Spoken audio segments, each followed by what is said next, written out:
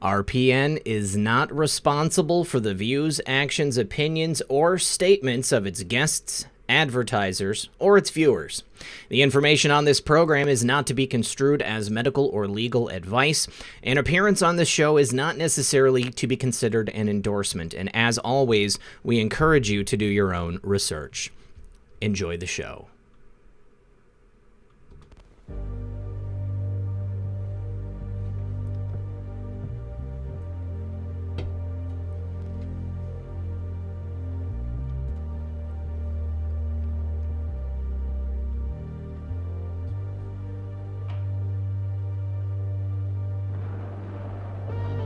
The storm has arrived. Good evening, everyone. You're listening to Red Pill 78. As always, I am Zach the Corruption Detector, and this is another edition of Red Pill News for Friday Night Live. So, Saturday Night Live stream. I need a calendar. Joining me tonight, internationally acclaimed artist and singer-songwriter Rachel Farris. You guys are going to love her. I know you do.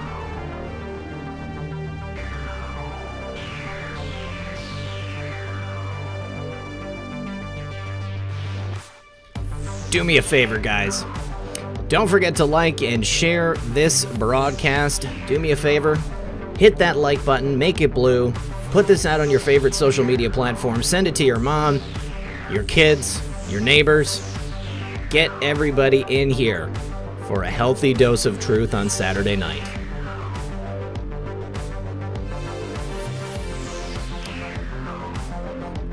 My mom is very excited for Rachel. In the chat. Love you, Mom. All right, gang. Do me a favor. Sit back, relax, grab your popcorn, and we'll be right back after a very brief word from our sponsor. A hiker from California was recently rescued after being stranded in Joshua Tree National Park for 40 hours with a broken leg. Cases like this is exactly why I carry the backup solar bank. The backup solar bank provides me with unlimited energy because it's powered entirely by solar panels. It's perfect for emergencies, including a powerful 20,000 milliamp battery and convenient wireless charging for my cell phone. You can get 20% off using the promo code in the description, RedPill20, and free shipping on your own backup power bank by going to backupsolarbank.com or by clicking the link in the video description below or the pinned comment. And remember, when you support my sponsors, you support this channel. All right, everyone, welcome back. Thank you so much for joining us once again, and please join me in welcoming to the show for the very first time and not the last, Rachel Farris. Rachel, how are you tonight? Hi, doing very well. Thanks for having me. Hi, everyone. It is my pleasure. Oh, it didn't go to the center. Sorry. It is my pleasure to have you here. Thank you so much for being here. And thank you to everybody so far in the audience who's been hanging out, everybody who has hit that like. Just over 1,000 people here and only 467 likes. I'm sure that will increase before too long. Well, Rachel, I know you from Edge of Wonder, and obviously we've had the opportunity to get to know each other a little bit since then. But please, for anybody in the audience, who is Rachel Farris and why are you on Red Pill 78? Well, that's a good question. I know I don't want to share too much of what I've already shared and repeat, but sure. I'm definitely more than a singer-songwriter, but that has been a lot of what I've devoted my life to. And I grew up in Orlando with all the music industry, the pop bands like Backstreet Boys and NSYNC. And so I was in that circle of people who did all of that kind of stuff. So I've had a long career. I don't know if I should share some of that for people who don't know. Yeah. I mean, well, first of all, you mentioned Backstreet Boys. I mean, like, that was like the whole Lou Pearlman. Was that his name? Yes, Lou Pearlman. So all of that was like my life, my circle. And my manager that I met was the original manager of the Backstreet Boys. So when I was working with him, like, the Backstreet Boys were kind of like our brothers, and we got to meet them and follow in their footsteps. I started a girl group with him called Real. And I've posted some of those videos flashback on my YouTube because it was a really good group. I pulled together girls. One girl from my church on my worship team was an amazing singer, and I brought her in. And I was a music major in college, and I brought one of my fellow student singers in. And so this group was really good. And we ended up having major labels after us. But I had partnered with the Backstreet Boys original manager in Orlando. And so we hung around with the Lou Pearlman people, and, we were all kind of in this little Orlando clan. And so it ended up ultimately that the record labels wanted to take us away from our manager, which was my original partner. We had the vision for the group that really made us successful. I mean, we were touring, we were performing in arenas of 17,000 kids. And with, it was a really great thing we had going. But seeing so the mainstream labels wanted to change us, and this was before Spice Girls even came out. So we probably would have been the girl group, before Spice Girls if we had done those deals. So the major labels ultimately would have changed us. And I think they would have definitely, because they wanted to take us from our producer, then they would have had full right to do whatever with us. They could have shelved us. They could have turned us into sex kittens. Like the Spice Girls definitely, they've actually shared recently some of that, which has been... Who's Kaya Jones? She's not from the Spice Girls, but another girl group like that. And she went on record saying that basically they used her as a prostitute, and the other women in the group too. So right. I can only imagine what you were able to avoid by not entering that world. Exactly. And I could see the signs, because, they want that's such a thing that sells. And even when everybody around you wants to use you and sell you as a sex machine. And so even when I went off and tried to do a solo career and find people, who could back me that weren't trying for that, it was always something like I'd be in a photo shoot, and, my stylist would come up and pull my bikini thong out of my pants real quick, and they'd snap a picture, and I'd be like, what'd you just do? And then that would be the picture that they would print thousands of. And when I was in the radio station, signing autographs, it was this picture with the thong bikini coming out of my jeans, as though I had dressed that way, but she pulled it. So stuff like that was constantly happening, where they're trying to always push you towards sexuality. And ultimately, when I had my hit single, I'm Not the Girl, it was on air. It was doing really well in top 50 radio. And then my PR lady came to me and she said, look, Billboard has written up your single as an amazing pop song and that it's what pop music should be. Now we need you to do a 3-page cover in a gentleman's magazine, or a 3-page spread, not the cover. And I'm sorry, a gentleman's, do you mean like a Playboy or like a Maxim? It was like a Maxim. Okay. Not to mention any names. Well, you don't have to say specifically. Yeah. But I mean, I just want to get the clarification. Yeah, but that's what was so crazy, is that everyone was like, wow, Rachel, my label was so happy for me. This is huge for you. Wow, congratulations. And I was like, this is terrible. Mm-hmm. I don't want to. And they said, don't worry, we'll Photoshop your body and make you look slamming. And I was like, dude, I'm like in my 20s. I look the best I'm ever going to look. Like, that's not my concern. It's like, I don't want to sell my body. And they didn't understand it was this big thing, but because it's like the norm, though, I mean, why wouldn't you want to do that? Yeah. And I actually could show you pictures that I saved of when Jessica Simpson did this, when Britney Spears did it. You know, that cover where she went from being innocent to being sexy on that cover of the magazine? Yeah. That had just happened a couple years before I had this. And I immediately pictured her in my mind because she also was kind of in that Orlando group, Justin Timberlake, all of them. We were all like in that little industry. It's a little separate from Los Angeles. So in the end, I turned that down, and that was a big no.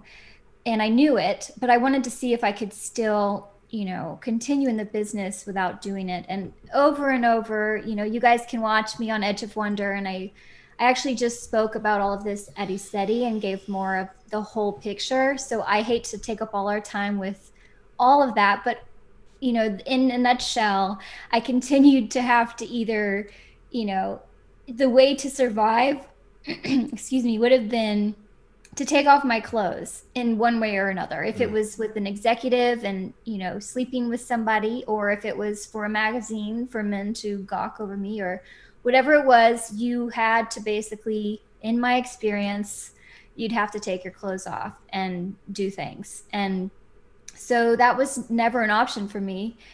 I did, you know, there's fun stories, there's funny stuff that happened, but there's also stories of, you know, a big mainstream music executive, you know, wanting to have sex with me, and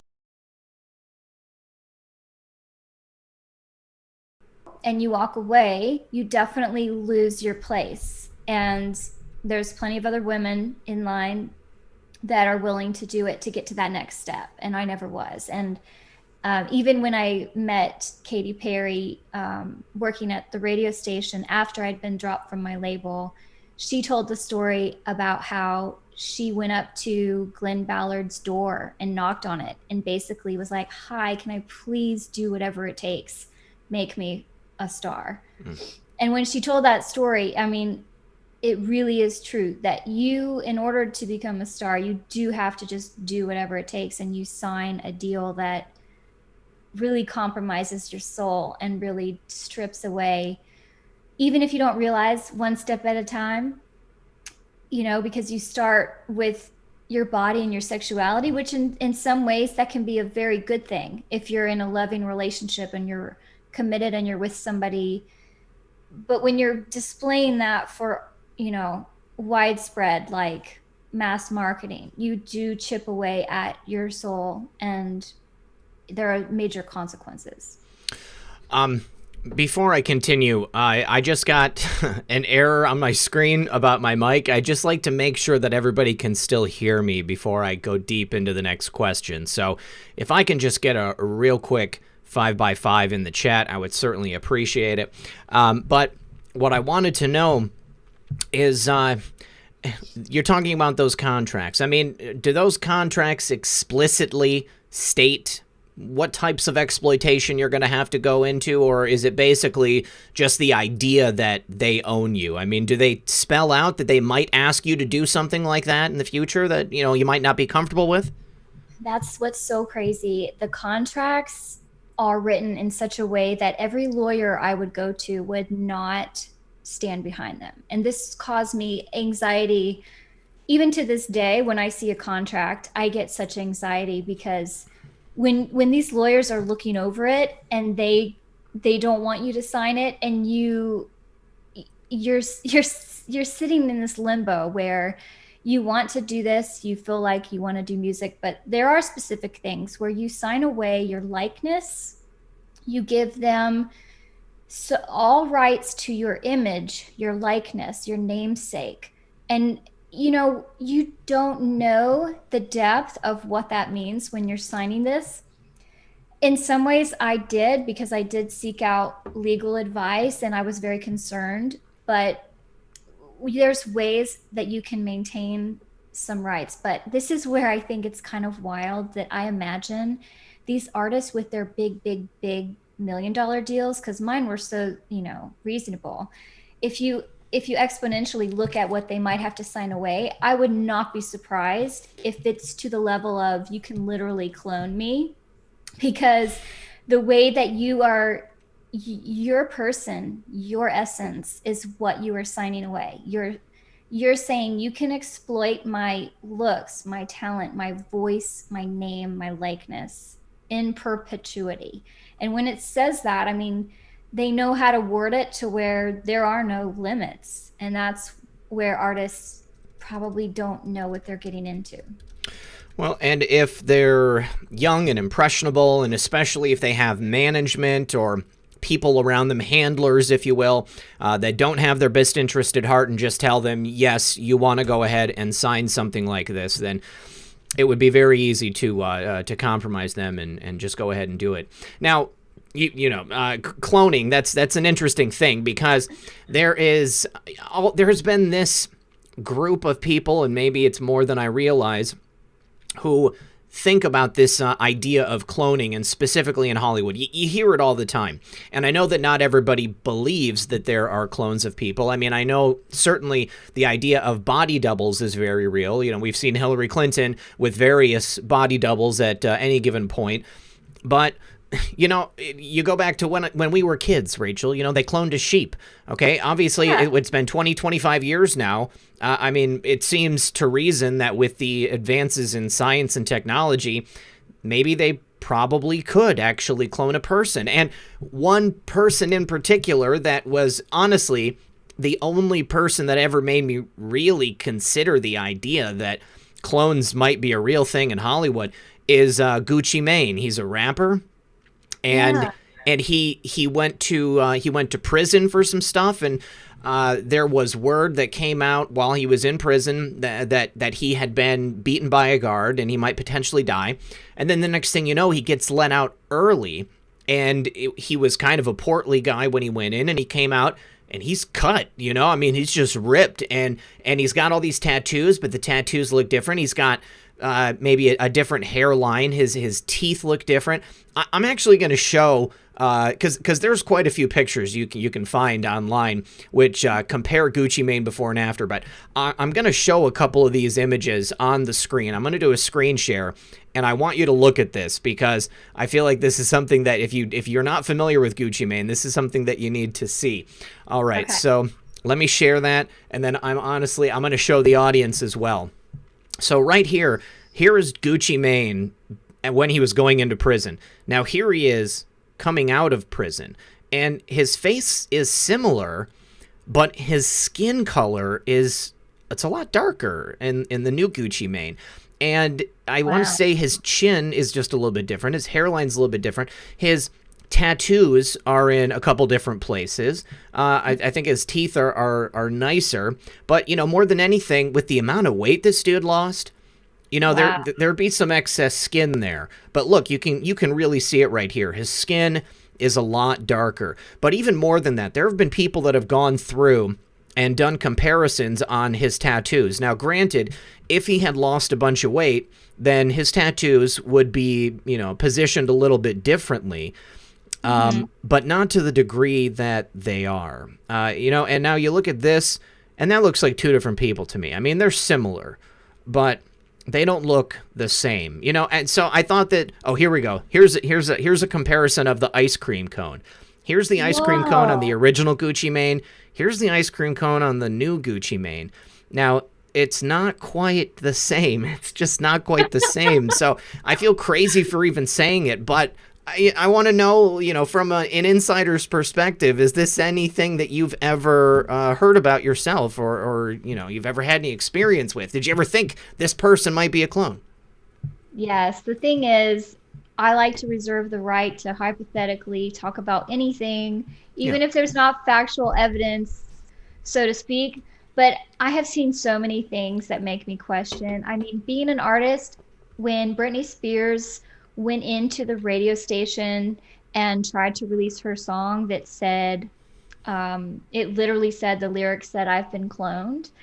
And later the label released a different song and changed those lyrics. Okay. That, to me, when something like that happens, I mean, these artists, they are not crazy. They aren't, they're crying out for help sometimes. They got themselves in a situation. So when she did that, that was a huge sign to me that, she's saying the song was really good, actually. And the original has been, I think you can only find it in one place on YouTube. Was it just that she was in the process of producing this album and then she wanted to release it early by going into I'm not familiar with the story. I haven't followed Britney. Right. Okay. And this is what's so interesting is knowing the industry. Okay. You don't try to release a song outside of your record label. You just don't do that. And the fact that she ran into the record or to the radio station on her own And she must have, we befriend the radio promoters because you tour, you meet all of them, some of them you become friends with. So I can very much understand that she would go into her radio promoter that she was familiar with and say, hey, can you play my song? And she did this outside of her label, right? Which is probably a no-no, because when you're signed, you've signed to them that you're exclusive. But the fact that she did that, and the song was about saying, I'm the original, I've been cloned. And the song, to release it on her own, to me, that was a huge wake-up call to the fact that cloning might be way far along than we realize. Like you said, 25 years ago, if they are showing us a sheep, then what was underground at the time. And another one is Dave Chappelle. When I saw how he changed so much. He dropped off the face of the earth for like 6 months or something like that. Yeah, and his original stuff was all about making fun of the dark, shadowy music industry, like the Illuminati ones. Yeah. So it's almost, and he looked so different. And he had actually, I saw an article where his cousin, a female cousin, went to the press totally distraught, and it did get published. And she said, this Chappelle that has come back is not my cousin. And she was like freaking out. And this is a family member. If my cousin showed up to Christmas dinner and was totally not my cousin, I would know. And the fact that she was brave enough to go to the press and it did get published, people, this cousin doesn't need to do this. This is not a good way to get publicity. You're only going to be ridiculed, if anything. Not gaining anything. You're not gaining anything. And she literally, it was a cry out for her cousin. And Chappelle is so different now. Dave Chappelle, the comedian, he looks different. His body, his it's a lot heavier set. He's heavier set. And people say, when you age and all that, but it's different. And it's almost just weird, the essence of a person too. And when I went to see Britney live, I actually was in Vegas and wanted to just check out her show. I'm telling you, it was weird. It was like watching a Britney robot. Her moves, the essence of a person, when you dance, when you're a dancer, your spirit is in it. And you feel the moves and you move with the music. And she used to have that. And this dancing that she was doing, I mean, it was very robotic. And, there's so much about the Free Britney movement going on right now with her conservatorship that I have had this weird theory. If cloning is real, the reason that her sister, her brother, her dad, and all of them maybe are keeping this going and not spilling the beans is, what if this is Britney cloned? Like, what if her Instagram is her clone? And this is why they can't give her children back. And this is why they, let's say if Britney wanted to get out, and the only way she could get out is to let them clone her and have this icon continue her legacy. Oh, so then she goes and lives a life while the clone does the work. Yes, because it's like a robotic, she's a placeholder, and she did the Vegas thing night after night after night, because otherwise it doesn't make sense. Okay, the father says she has dementia. That actually did he say that? Work. Yeah. That's why he claims to take control and need to, cover all of, she's has a disability. So this is how he can control everything. A conservatorship controls everything. Yeah. How she spends her money. But all the fans of Britney are really concerned because of the things she posts on Instagram. Like they said, if you're in trouble, please post tomorrow with the yellow shirt. And then she posted with the yellow shirt the next day. Wow. So her posts are also, she doesn't remember. A clone would not remember Britney Spears' life because they don't have it down. It's not her. Yeah. So it just looks like her. So to claim she has dementia actually falls into the clone theory. Wow. That it's because a clone can't remember jack squat about your career because you didn't actually do all of that. Wow. And it all kind of fits. And then it's also why they could, they can't give the clone her children because the real Britney has the kids. Exactly. It So all she would know she had kids, but but she's not like the mother. So yeah, right. Wow. And she's kind of okay with it. And then that would make sense why she has this weird handler boyfriend who's just like this hot model guy that's with her and post Instagram to keep the marketing going. And it is kind of the thing is, okay, Michael Jackson even talked about being cloned and he was obsessed with it. Yeah. And he wanted to do it. And there is this kind of secret society where there's special perks to being a celebrity. You get to know about the best anti-aging, which, we kind of know now that's probably adrenochrome, for goodness sake. But, there's all these perks. And so who knows, there could be the thing of, convince them. Maybe that's the only way out. Justin Bieber also, when he came forward and wanted to kind of get out and was, he actually went to a church in Beverly Hills and told his Bible study group a confession that he had been at a party and they wanted him to rape a little. I think I heard about this, like on a bus with his producer or something like that. Yeah, like he was at a party, and this was in an article that I read that has now obviously been covered up. But you're not Justin Bieber and come forward with something like this if it didn't happen. He was traumatized, and he shared it in his Bible study that they took him to a party and they told him to do something to a newborn baby. And I won't get into the details but then, well, I guess I should, because we have to speak out about this stuff because it's actually real and it's happening. And so they wanted him to do this to the baby and then to kill the baby after. And just imagine, I mean, he ran away from that. But the thing is, it's like as soon as they run away and they speak out and they misbehave, that they are suddenly taken somewhere and something's done to them, and they come back. The same thing kind of happened to him too. I mean, he kind of like broke down. He stopped producing music. He was pictured out and about. They said he was on crystal meth. He was really skinny. He had terrible skin. And then all of a sudden he comes back. But he recently made that song, Yummy, which clearly had many allusions to the fact that children are being lusted after and used as a commodity. Did you see that Periscope that he did where he was just on a live and somebody said, if the Italian food incident is real, scratch your nose, and he like scratched his nose, and I mean, I don't remember if he actually said this or if it was just inferred, but that his advertising campaign, because it was really disturbing. I mean, it was just picture after picture of newborn babies with the tag "Yummy." That's all it was, okay? And it was clearly, in my mind, pointing to the fact that yes, this is happening and this is real. But then when I saw that Periscope where he acknowledged, that that the idea of that is true, I mean, it just really solidified it for me. Yeah, that's huge, and that makes me think that. Is it that his record label, like with the Katy Perry thing where she was she went nuts too. Yeah, that song where she was like it was like a cannibal video. What was that one?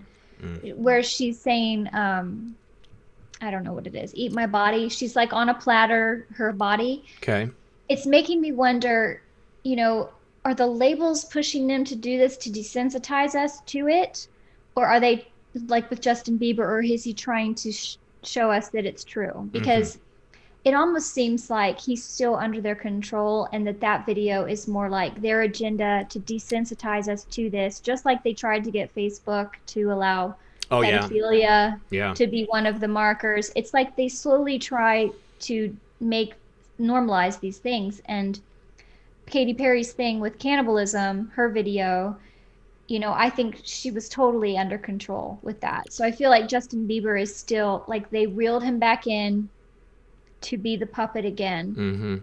Because do you get the feeling that the song it's not really like the Avicii song where he's showing, You know, the one where the kids are all in the they're being trafficked. Yeah. Yeah, he's literally showing in a way that seems more like, hey, red alert, as opposed to Justin Bieber's seems more like he's still the puppet trying to desensitize. Do you get that feeling? Definitely, and especially, knowing that Avicii died mysteriously not long after releasing that song and that video.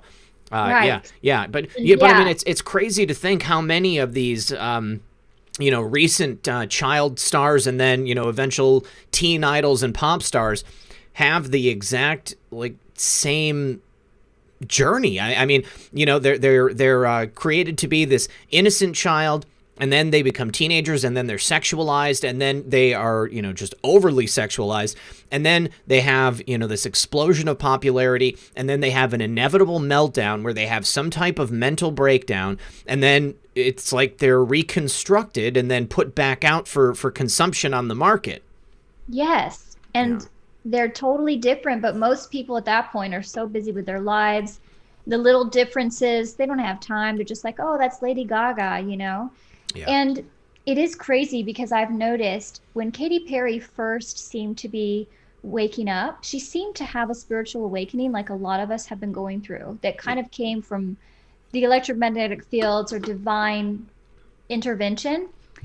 And she broke away. She tried to do her own album. She had a song that was kind of saying, hey, we're all in the bubble, and let's wake up, let's get out of the bubble and not just be at the clubs. And it was pretty interesting. And then so her new music was not getting attention. Mm-hmm.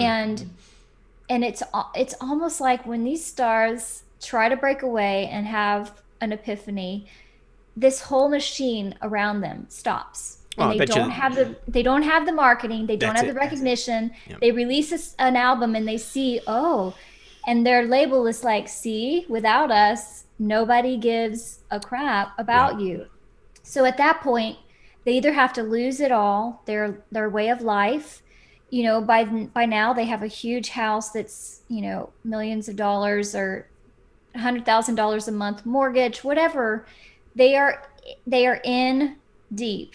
So their choice is, they go ahead and continue. And they go from having 1 million likes on Instagram or Twitter or whatever to nobody really caring because the controllers stop all of it as like a punishment. And I saw that with Katie's new music. And, I didn't listen to a lot of it either because it wasn't blasted on our mainstream airwaves anyways, which is the only way we hear music and get it popular. They have a system, they control it, and so the stars pay the price, and then they have to decide, if I'm going to continue this life, I need to continue. And you saw Katy Perry had this long counseling session on air it's really sad. That's something that should be personal. What was that? I don't know anything about that. Yeah, there was this. So when she was having this breakdown, I mean, there was crazy footage of her on stage where you can actually Google. It's so scary. I don't know if it's because she's a clone or because they've drugged her, but she's in the middle of her singing and she just has a crazy breakdown. Maybe I'll tweet that if you guys want to. I'll tweet that so you can see it because it's disturbing. But then also they put her on this counseling session where all her fans can watch it. And the guy counseling her you'll see some signs. It's almost like MK Ultra, what he is trying to do to her. I've actually got the video pulled up right. Oh my gosh. She's like, yes, she's having it's like her movements are strange and stilted, and she's stopping singing and looks like she's seeing stuff.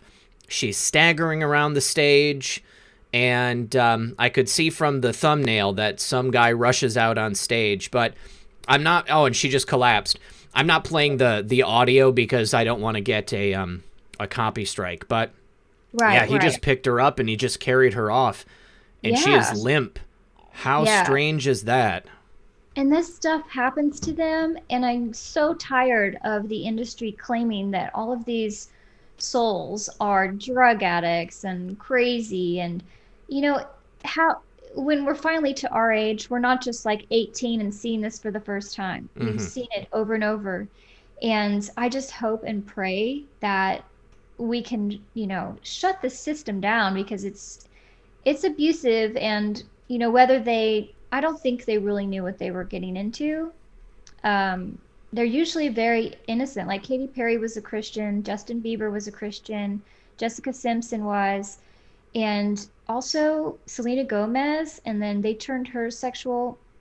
But what is important to see is that the Christian music versus the secular music is another way to keep us divided, and it's run by the same puppeteers. Okay. So it's an important thing that, I used to think as a Christian, I'll just go listen to the Christian music, or I'll be a Christian artist. And I shared this in my ESETI presentation also about things I saw on the Christian side. And it's, even when Justin Bieber ran into Hillsong United or whatever big church, these mega churches are infiltrated with Luciferian doctrine behind the scenes.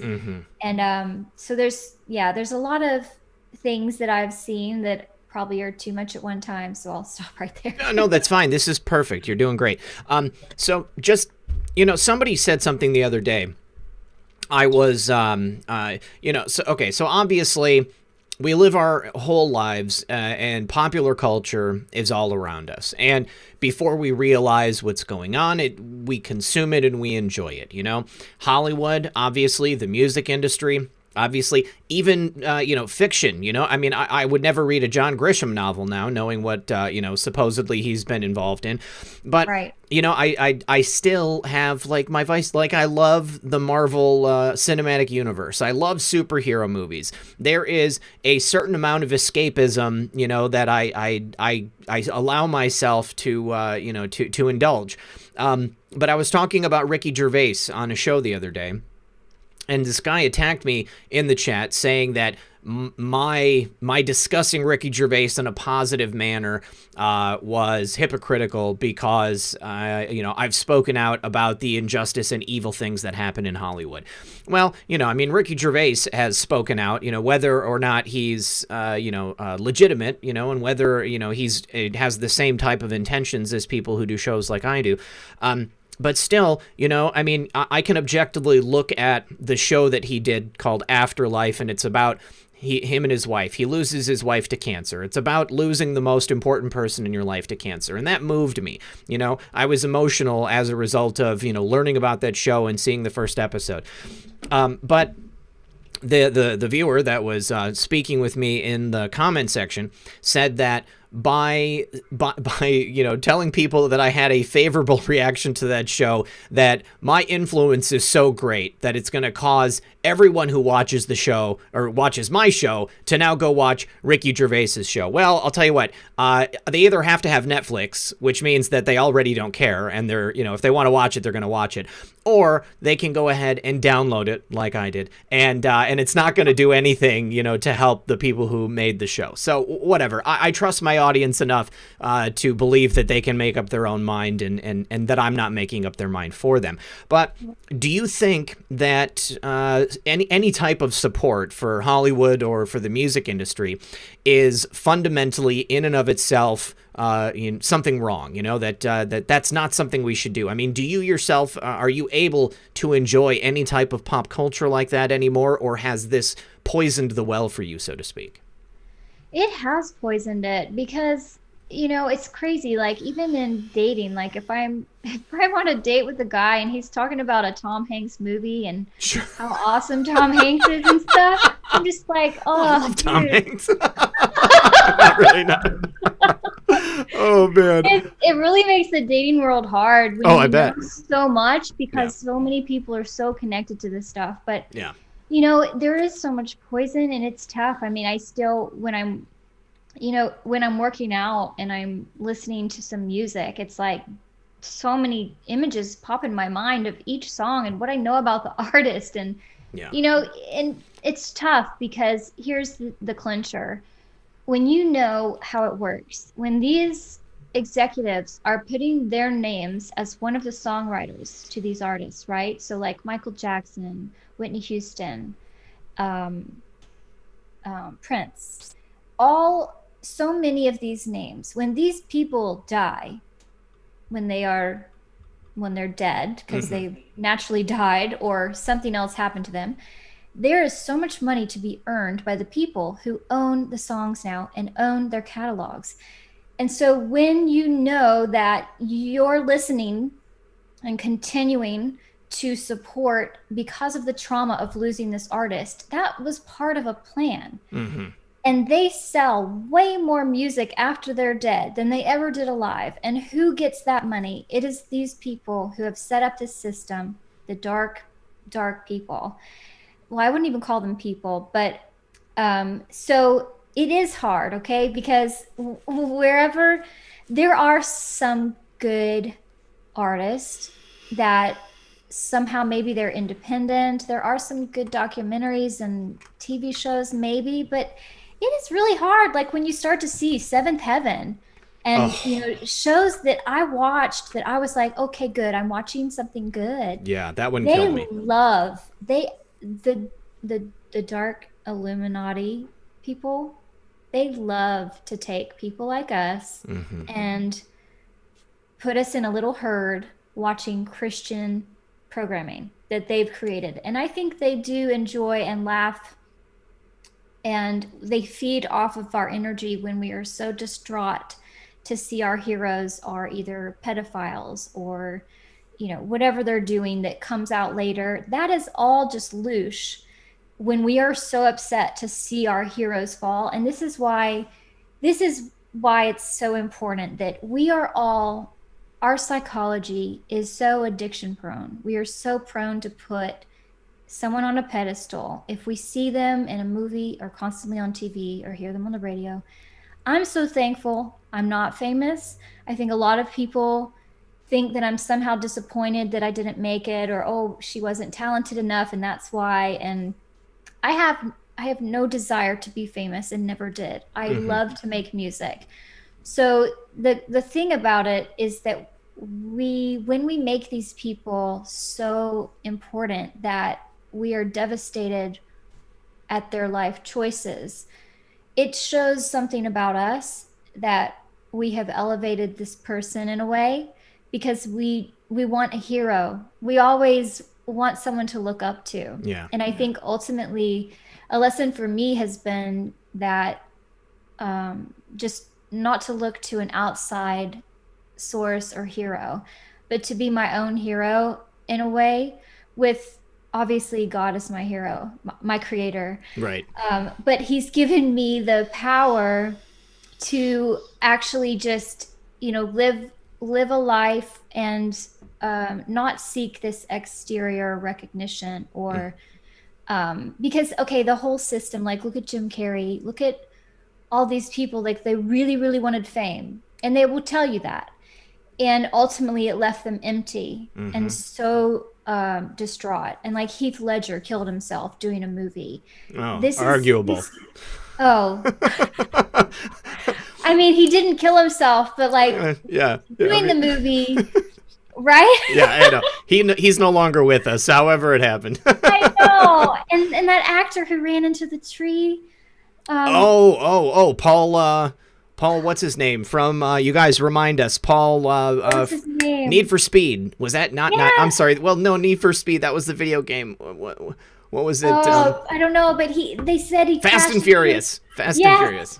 Yes, yeah. And it's so crazy. Paul Walker. How, yeah.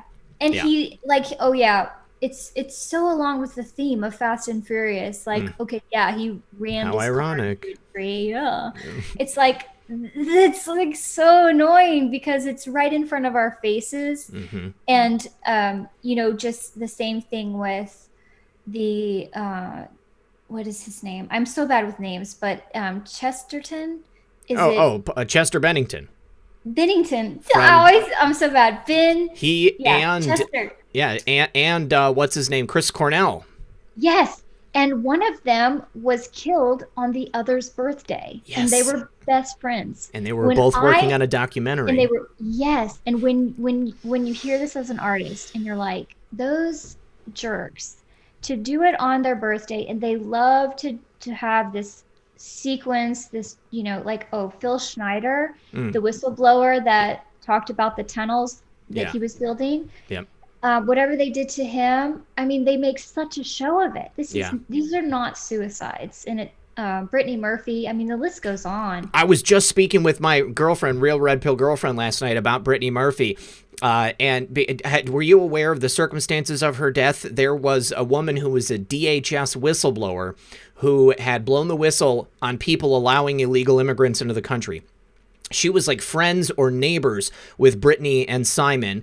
And shortly after, like, she told her what happened. Brittany Murphy dies, supposedly of a drug overdose. Her father claims that she wasn't using drugs. Turns out that she had 10 different heavy metals, toxic levels of heavy metals in her body. And then it turns out that Simon, when he mysteriously died just a couple weeks later, it was the exact same thing. And they were so quick to say that it was a drug overdose. But there are very strange circumstances. Now, what's really sad is that the woman who was the whistleblower, Julia Davis, I believe her name is, she writes for the Daily Beast now. I wanted to do an interview with her, but she's really anti-Trump, so I don't think she'd come on the show. But this is a fascinating subject. We were just talking about it. And I should also mention, she loves Prince, too. I wanted to say, because specifically Prince said when he was alive, that he was worth so much more if he was dead to Warner Brothers. And his whole fight was about his ownership of his own material, of his own music. And, he wanted to be autonomous. He did not want to have to depend on them. And Real Red Pill Girlfriend will be the first person to tell you that he was not a drug user. He grew up as a Jehovah's Witness, and, he may not have been a Jehovah's Witness there at the end, but he never used drugs, he never used alcohol, and it's almost like they made it look like he died of a drug overdose as a final middle finger to him. It's like, you wanted to keep our money out of our pockets, we're going to make you look like you're a drug addict and we're going to kill you. Exactly. People don't know that he was fighting for the rights to his catalog. Yep. Because he was such a star, and usually you should be able to negotiate as you climb. Because in the beginning, you do sign away way too much of your copyright ownership sometimes in exchange for the publicity. But that's what's crazy, is he was to the point and they wouldn't renegotiate for him. And then they stand to gain so much. Same with Michael Jackson with his catalog. And it's just crazy. I mean, it's just so much money that you can't even wrap your head around how much money these songwriting rights. As an artist, if you didn't write the song, you're making pennies compared to the songwriter. And this is another reason why they split the songs between, there's usually like the producer, the manager will get a piece of it. And they'll, like, even Lou Pearlman put himself as one of the band members. I think a lot of people. So he was getting like 90% of everything, wasn't he? Yeah, I mean, like. Yeah, and even though that's so extreme, it's still pretty extreme. These contracts that you get into. It's definitely not a clean run business where you can just go in and you'll even see like all these artists like Katy Perry. If you look at the songwriter list, there's probably 5 other people. It's like my brother Joe is also writing the song. They just sit a person in the songwriting session and they're not writing anything. And they just get a cut because they were there? Yes. Oh, Lord. This is how it works. And so a lot of times with me, I write all of my songs, and a lot of times they just come as an inspiration, as a pretty divine experience. And what they're doing is making it like this awkward business thing where 6 people are in a room and you come up with a song, and it's very unspiritual. Yeah. It's a very spiritual act when you get this wind of creativity come through you. And so when it comes to me, I'm the writer of that whole song. And so they don't like that either. They want to put 5 people in there with you. And it's not about the money for me. I mean, I would have, at a lot of points, I was like, sure, y'all, let's say all 5 of you wrote this song with me, and now is it okay? But no, you still have to take off your panties.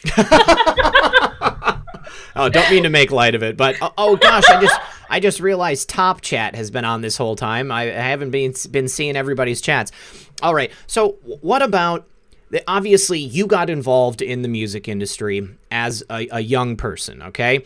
As a very talented person who had, your own talent, you wanted to share it with the world, and I'm sure that you were very innocent and your intentions were innocent.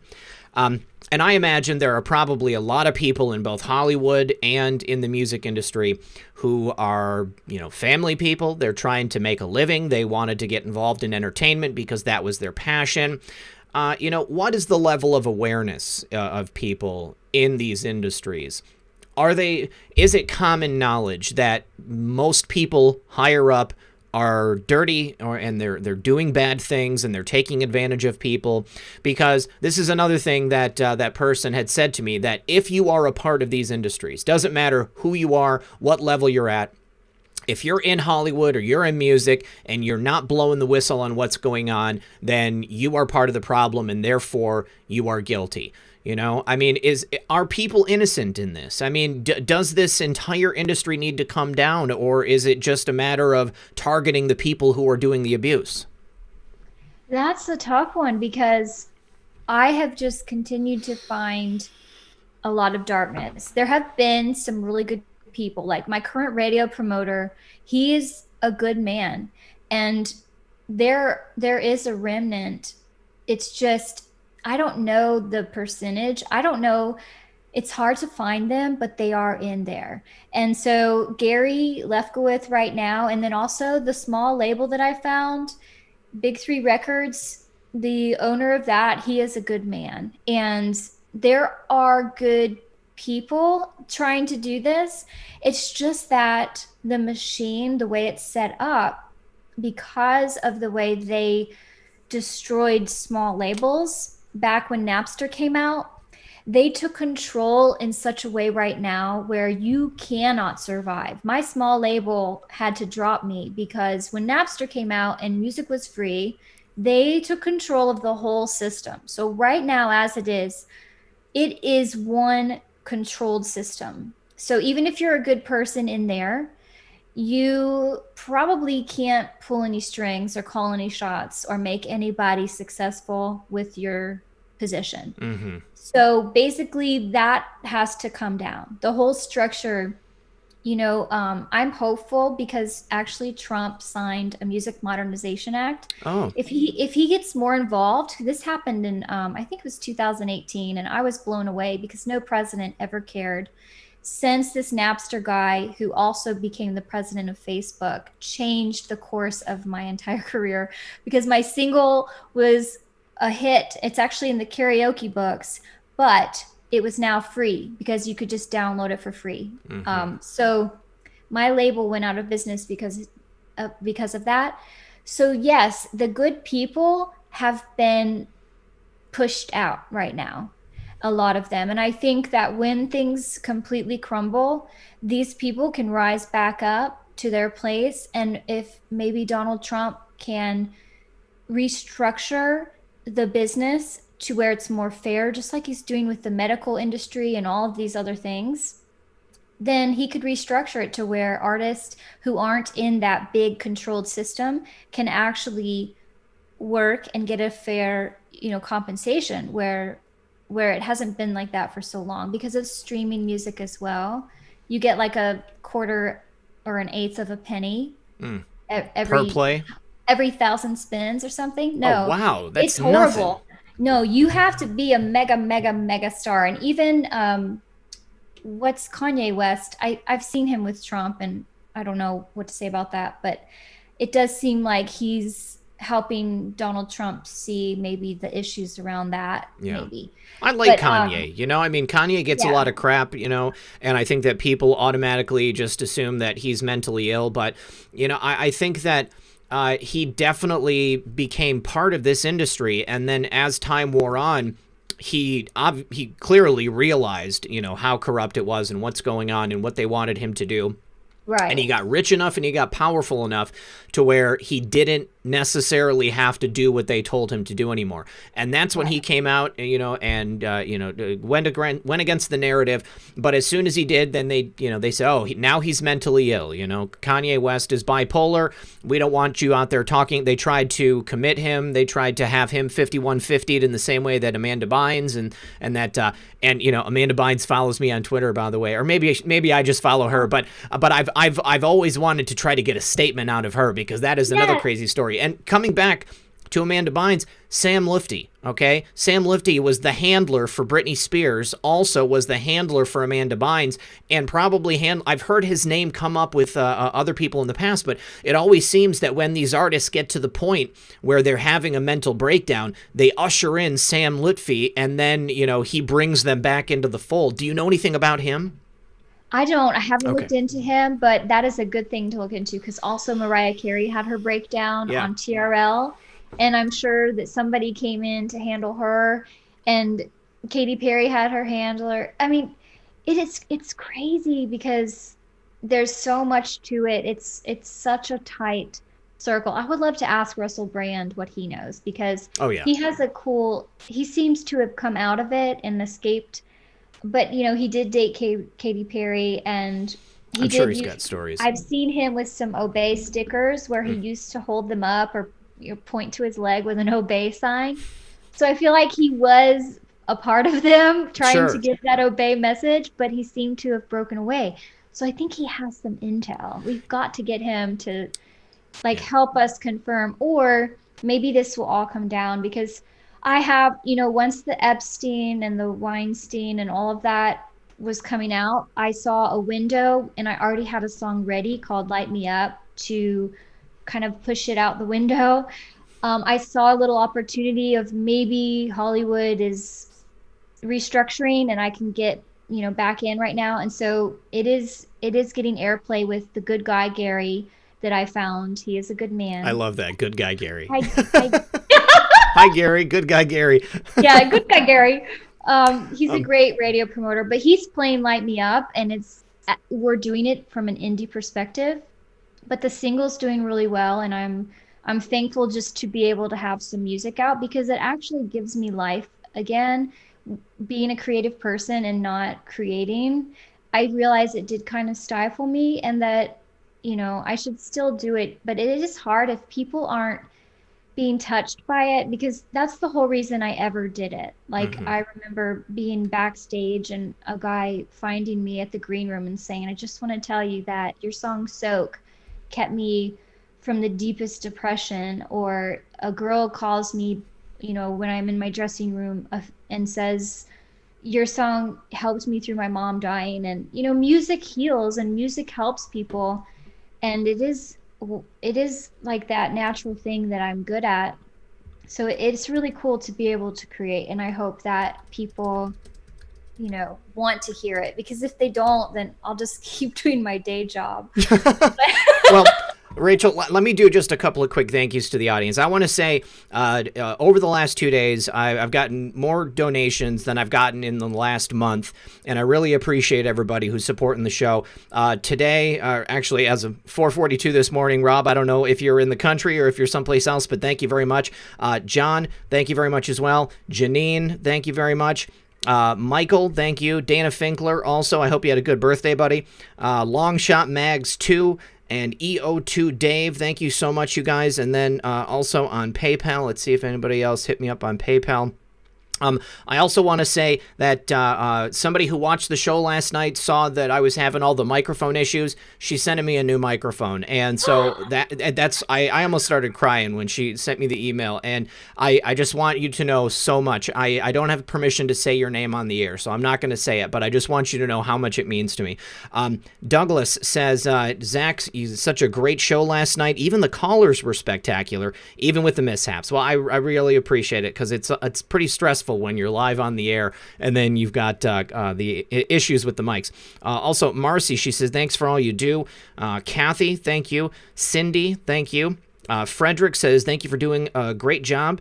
Cheryl, thank you as well. And Enjoy Light Medicine, thank you very much. And then I know that there was a couple that came through last night after the show, but the notifications disappear. It looks like James as well. I need to thank James.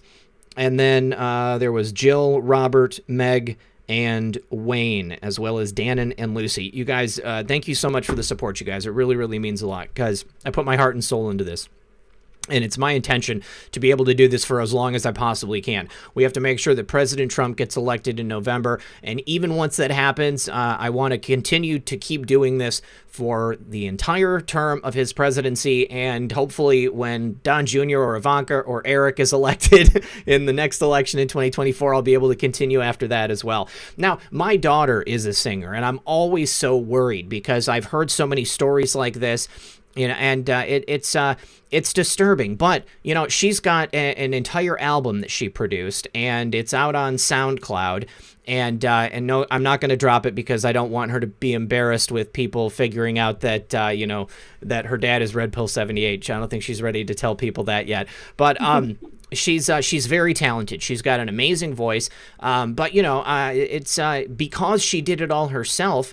It's a different era as a result of that. You got the ability to make an album on your home computer, and it sounds just as good as an album that's made in a production studio.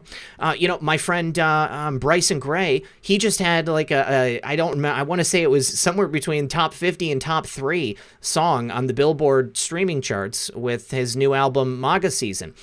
So it is possible to break in, but it's still a crapshoot, because when you don't have the power and the might of the studio behind you, the only thing is, who do you know? I mean, like, who is willing to play that song for you?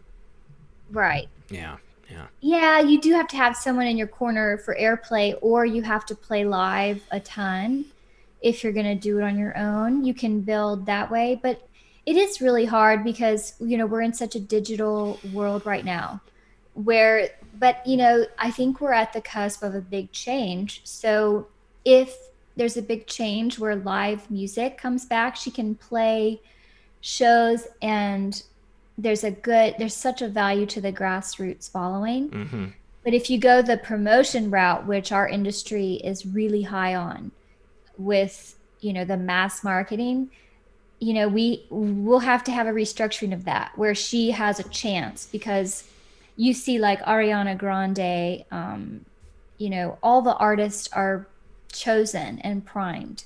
You almost have to be in that circle. But I heard her song and it was really good, that one you played me. Yes. I don't know if she knows that you played it for me. She doesn't know. No. It's so catchy. Hopefully she's not watching this and she'll be like, Dad. She's not watching. No. It's her birthday tomorrow. She's out with her friends. So, but I don't know if she's ever seen any of my shows. I know she has seen some of my shows. Her and her friends used to sit around and watch them every now and then, but I think it's been a minute.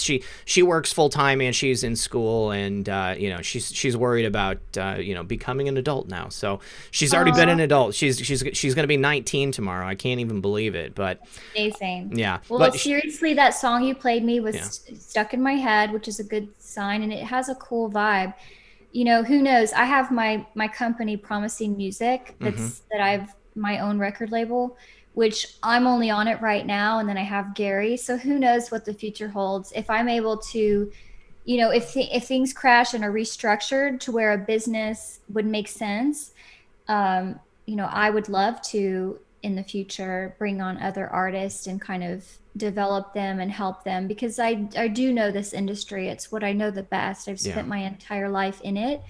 And so, I mean, maybe your daughter's a future promising music artist. That would be awesome. That would be so cool. If I could give that to her, then I would be, dad of the year. I think I'm doing pretty good already. But if I was able to make that happen for her, she would just be overjoyed.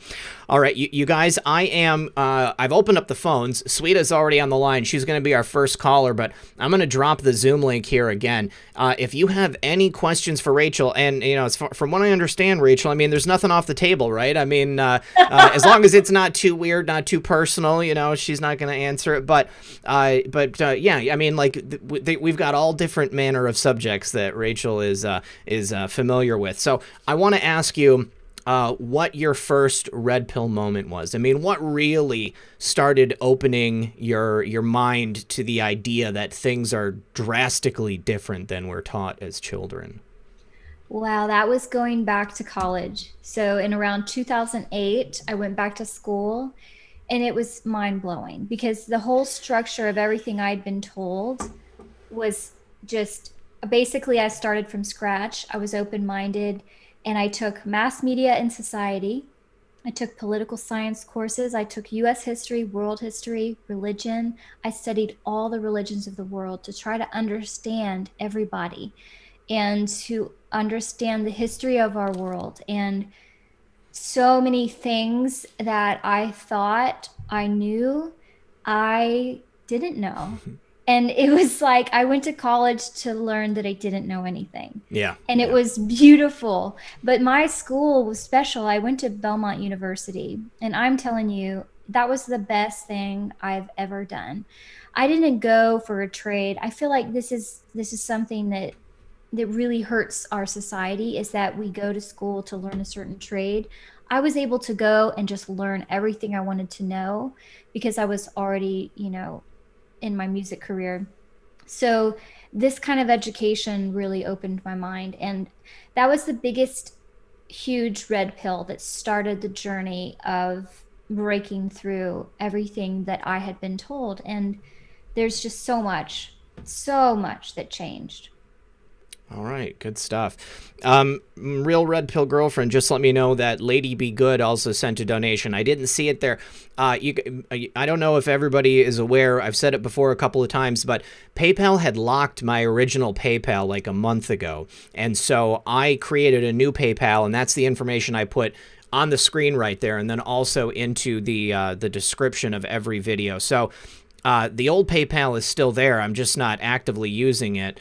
And it's possible that people may have sent a donation to that one. So Lady Be Good, I will log into that old PayPal, but I need to turn it off because I'm not actively using it. So we'll go ahead and check it out. But in the meantime, I am going to bring our first caller in. This is going to be Sweta. And then Aaron is also on the phone, Aaron Moriarty. Aaron and Sweta are both regular callers into the program. Sweta is our Indians correspondent. She keeps us up to breast on everything in the Asian subcontinent. Sweta, how are you? Hi, Red Pill. I'm good. Excellent. What's on your mind tonight? What I'd like to ask is, does she follow Q posts in QAnon? Do you follow QAnon? Yeah. That's a good question. Okay, so I don't follow religiously, so to speak. But everything that I have already seen in my life and the things that I learned, I have found that just in hindsight, when I go check out Q, that those things are true. And it's almost like, oh my goodness, somebody is sharing what I have wished everyone knew for so long. Mm-hmm. And there is a funny story about how I heard about Q, because I had no idea that it was what it was or anything.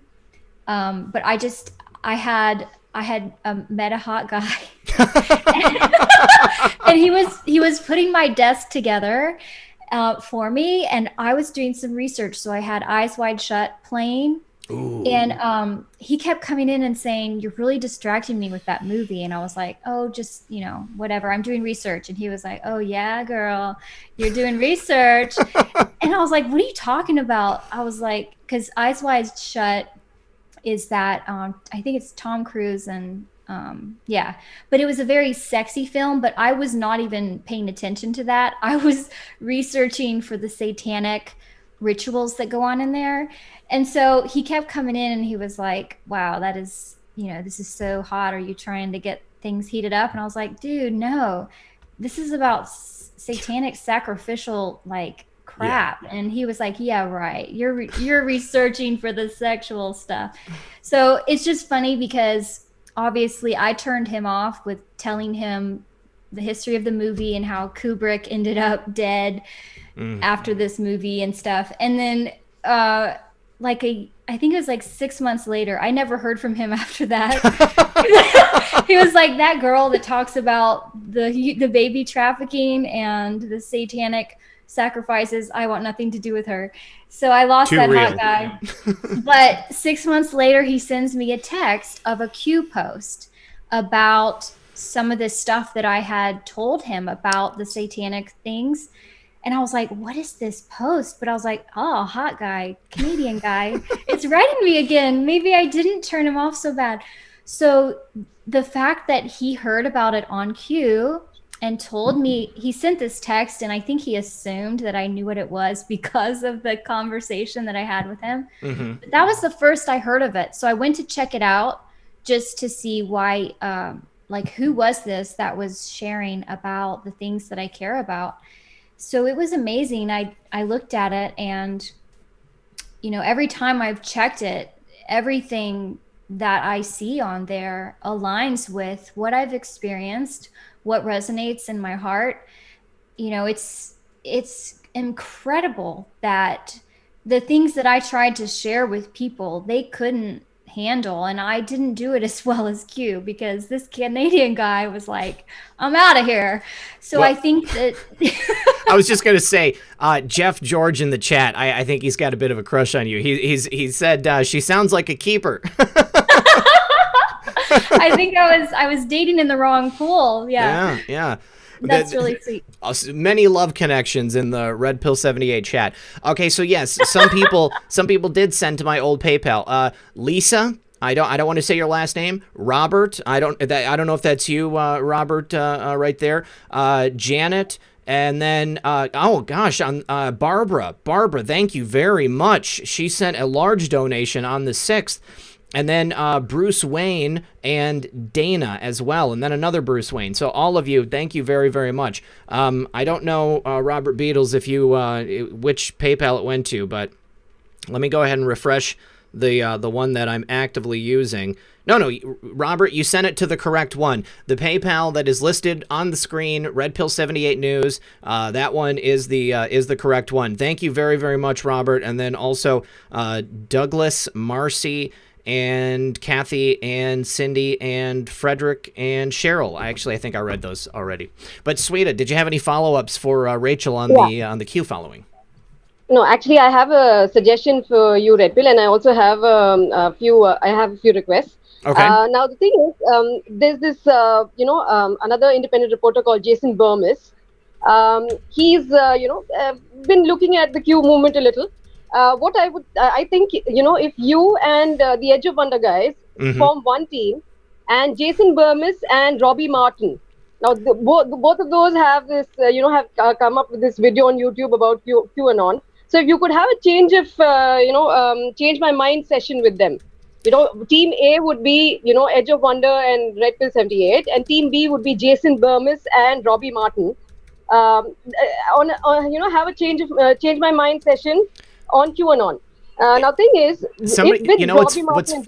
what's funny, Sweta, is that Sam Tripoli had asked me if I would be willing to do that a while ago. I don't know if it ever happened, if the show happened without me, but Jason, the reason I didn't want to do it is because the shows that I saw where Jason was talking about it is that he was almost aggressively anti-Q, and I didn't feel like putting up with the No, that's again an advantage to get hold of someone who's anti-Q. But big thing is, he is he's a bit on the left, and Robbie Martin is on the left as well, but they're not far left.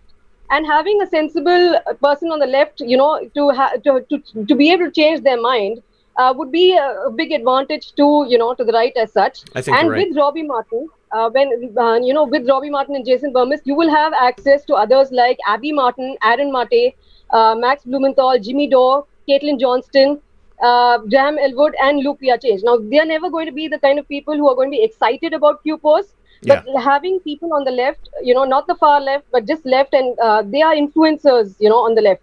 So right. They have their own channels. So their subscribers will also, be keen followers of Q posts, even if they're not going to be the sort who are going to religiously follow or be excited about it. One important point to put across when you have that session with them is not to take all Q posts, seriously. And some of them are meant for distracting the deep state. Okay. All right. I'll certainly think about it. That's one suggestion I had. Because through them you will have influencers on the left who would start looking at Q posts even if they don't religiously believe them or such, and that would be a huge advantage. Now I have received the email address of Eric Karlstrom. Oh, what is it? It's ERIC.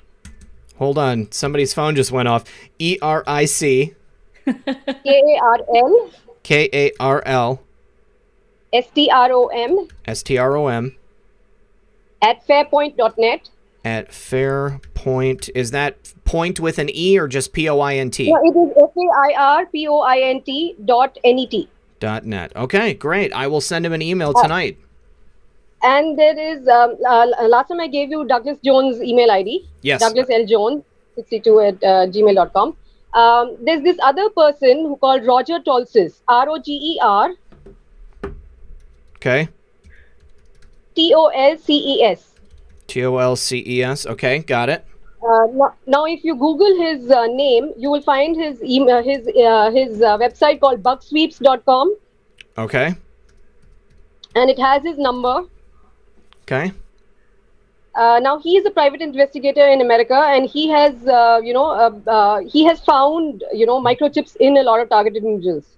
Okay. So, interviewing him would be, I think would be really useful in general to TIs and, to the public in general who do not know about TIs.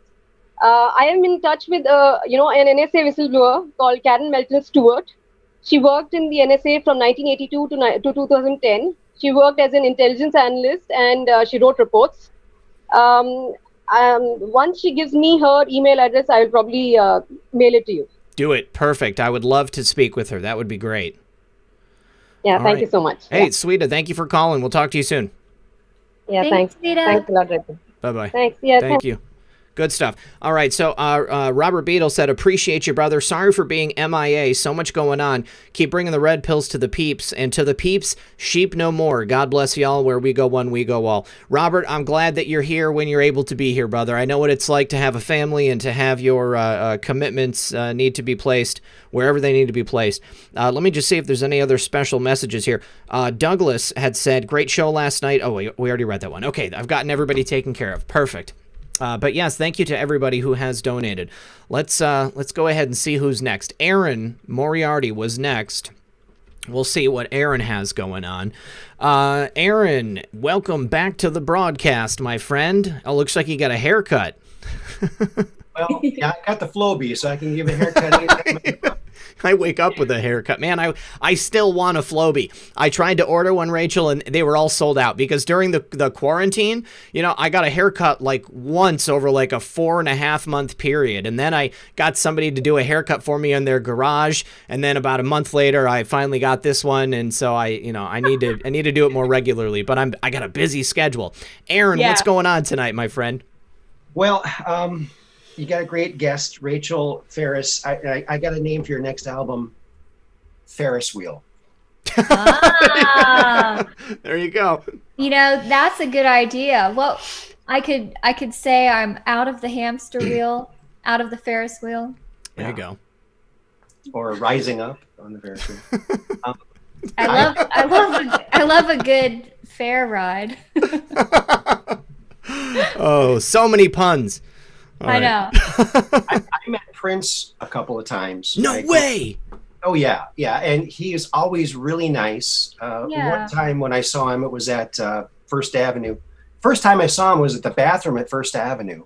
Yeah. And I was at the mirror and I was kind of like doing my hair. And this was when Little Red Corvette first came out. So he was just starting to hit the scene. Mm-hmm. And it was in Minneapolis.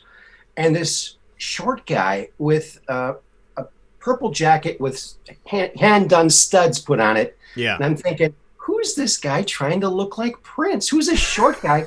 Because I thought he was tall. All of his pictures are taken, Well, he's got stilts on. Standing on boxes. And so I give him the cool look. He gives me the cool look, and he fixes his hair, and he walks out, and all of a sudden all these bodyguards go around. Holy crap, Prince is short. But he was always very nice. And one time I said, good evening, your majesty. But he was always really good. And I also met the guy who taught him how to put songs together. Aww. Peppy Willie. Wow. And he was a super nice guy, lives north of Minneapolis in the suburbs. And one day he put in a reel-to-reel tape. Mm-hmm. And he's got these gigantic speakers. He was in a band called 94 East, which features the first Prince, 16-year-old Prince, playing, especially in this song, Just Another Sucker. So look that up. It's really, really cool. Yeah. But so he pops this reel-to-reel disc thing in, and he plays it, and it's this wild guitar solo. I said, wow, Peppy, is this you? He goes, nope. That's the first thing Prince ever put on tape, and I own it. I go, whoa, are you going to do a song out of that? He goes, oh, yeah, someday. Wow. Still waiting. Amazing. Yeah, still waiting. But now, have you ever heard of John Todd? I've heard his name. Sounds familiar. Who is he?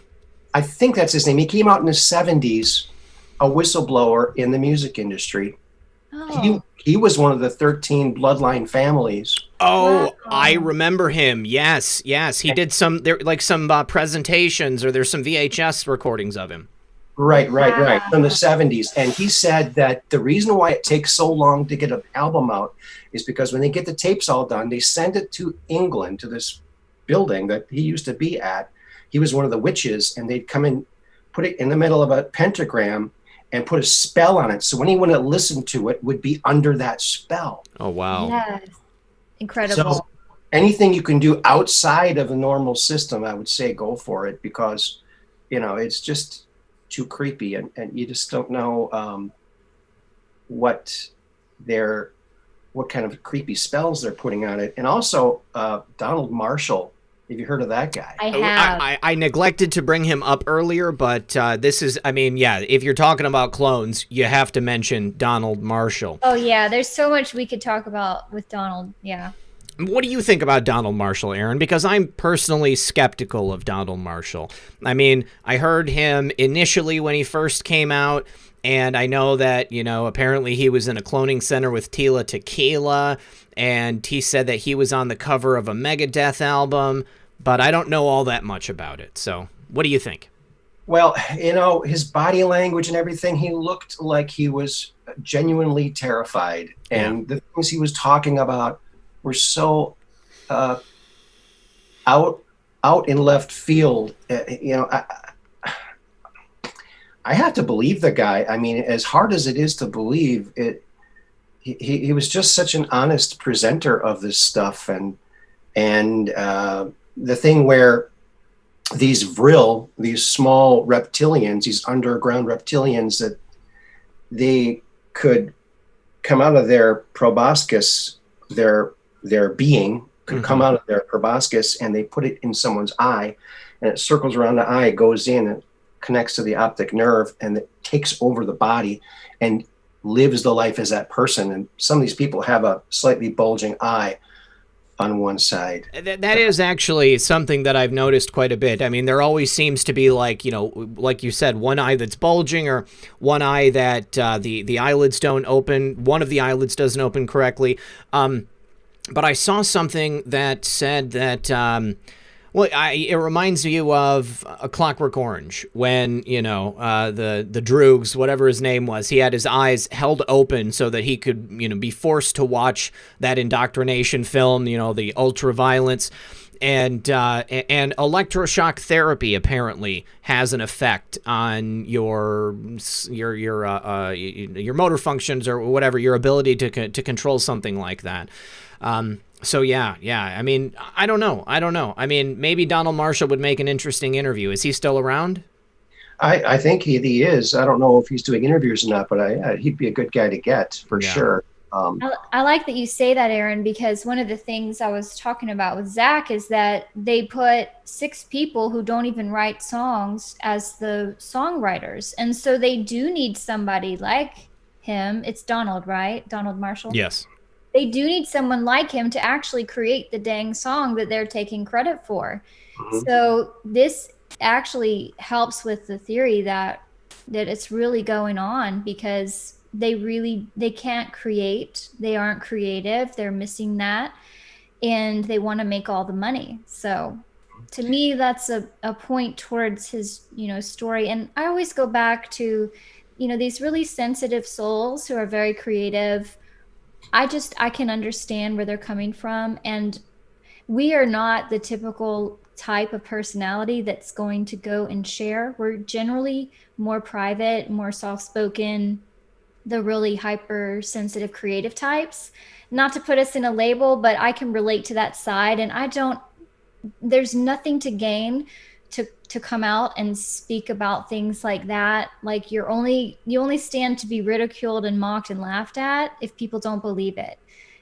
There's nothing. So when I put myself in his shoes, I think, Zach, you should give him more credit. And I'm not saying he's a fraud. Don't get me wrong. I know. You just said you were skeptical. Yeah. But I mean, with guys like him, I tend to, the skepticism diminishes a lot because he's just, you can see his sensitive soul and how he's been traumatized, like Aaron was saying. Yeah, I mean, and to his credit, I haven't watched a ton of videos with him. I know that when I initially heard about him, it was part of a compilation of other, multiple people. Somebody had taken some parts of his interview and put it together with a bunch of other footage, and so I didn't get the full effect of watching Donald Marshall, in a full interview and listening to his entire story. And also at that time, I mean, I was like clones. I was like, man, everybody, what are you talking about? But, I mean, now at this point, I know that there is, not much that they wouldn't stoop to, I mean, if you can do it, if it's possible, someone on Earth has already done it, and I can only imagine. Super soldiers, the whole thing. If only I could have gotten Max Spears on the show before they took him out. Oh my goodness, I wanted to talk about Max Spears. We'll talk about him next. All right, Aaron, anything else for Rachel? Well, I want to ask my friend what he thinks of Donald Marshall. Queppy, what do you think? I think, yeah, he's got real, yeah. Are you going to market that? Well, actually, he's doing some videos for me now. Oh, sweet.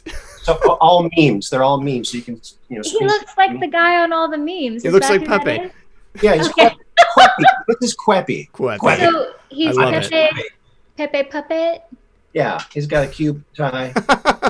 That is awesome. Aaron is a toy maker. That's great. That is and a so game great. Designer.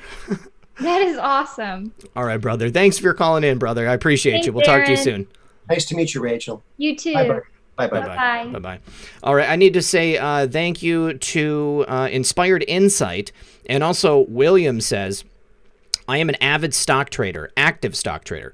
Please let your viewers know that with Trump putting the Fed under the Treasury Department, rates at zero, along with so many other things, stocks are more attractive now than in 25 years. There's a reason that Trump touts the stock market. Happy investing. William, I know nothing about investing in stocks, but if you would like to help me, you can always email me at redpill78@protonmail.com. I've always been afraid to invest in stocks because I've witnessed so many people, just in general, and then people who are close to me, I've seen them lose, their entire life savings, and obviously I can't afford to lose my entire life savings. So, okay, so let's talk about Max Spears real quick before we bring in the next caller.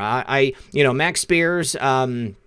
Who was the other one? Michael Prince, also known as, I can't remember his name, but he married Haley Meyer, the heir to the Meyer grocery store fortune. They're billionaires. And supposedly her father is supposed to be the Pindar, which is like the leader, the head of the Illuminati. What do you know about Max Spears? He died under very mysterious circumstances.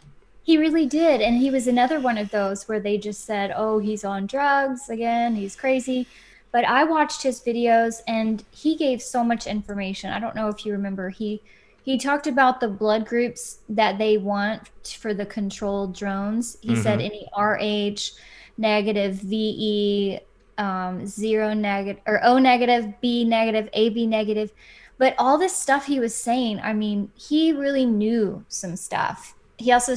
So another thing about him, when, he also looks a lot like George Bush.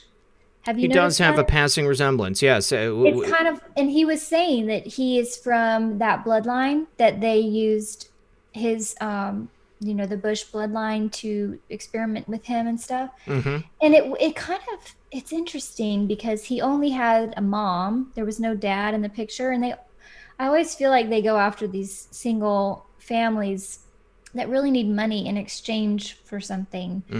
But there's so much we could talk about with him. But when he talked about how what was the guy, the other soldier? Michael Prince, the other super soldier. Michael Prince, when they talked about when they were kids, how they did this kind of magic on them where they were like twins, but then they had to turn on each other. And this was part of their trauma training.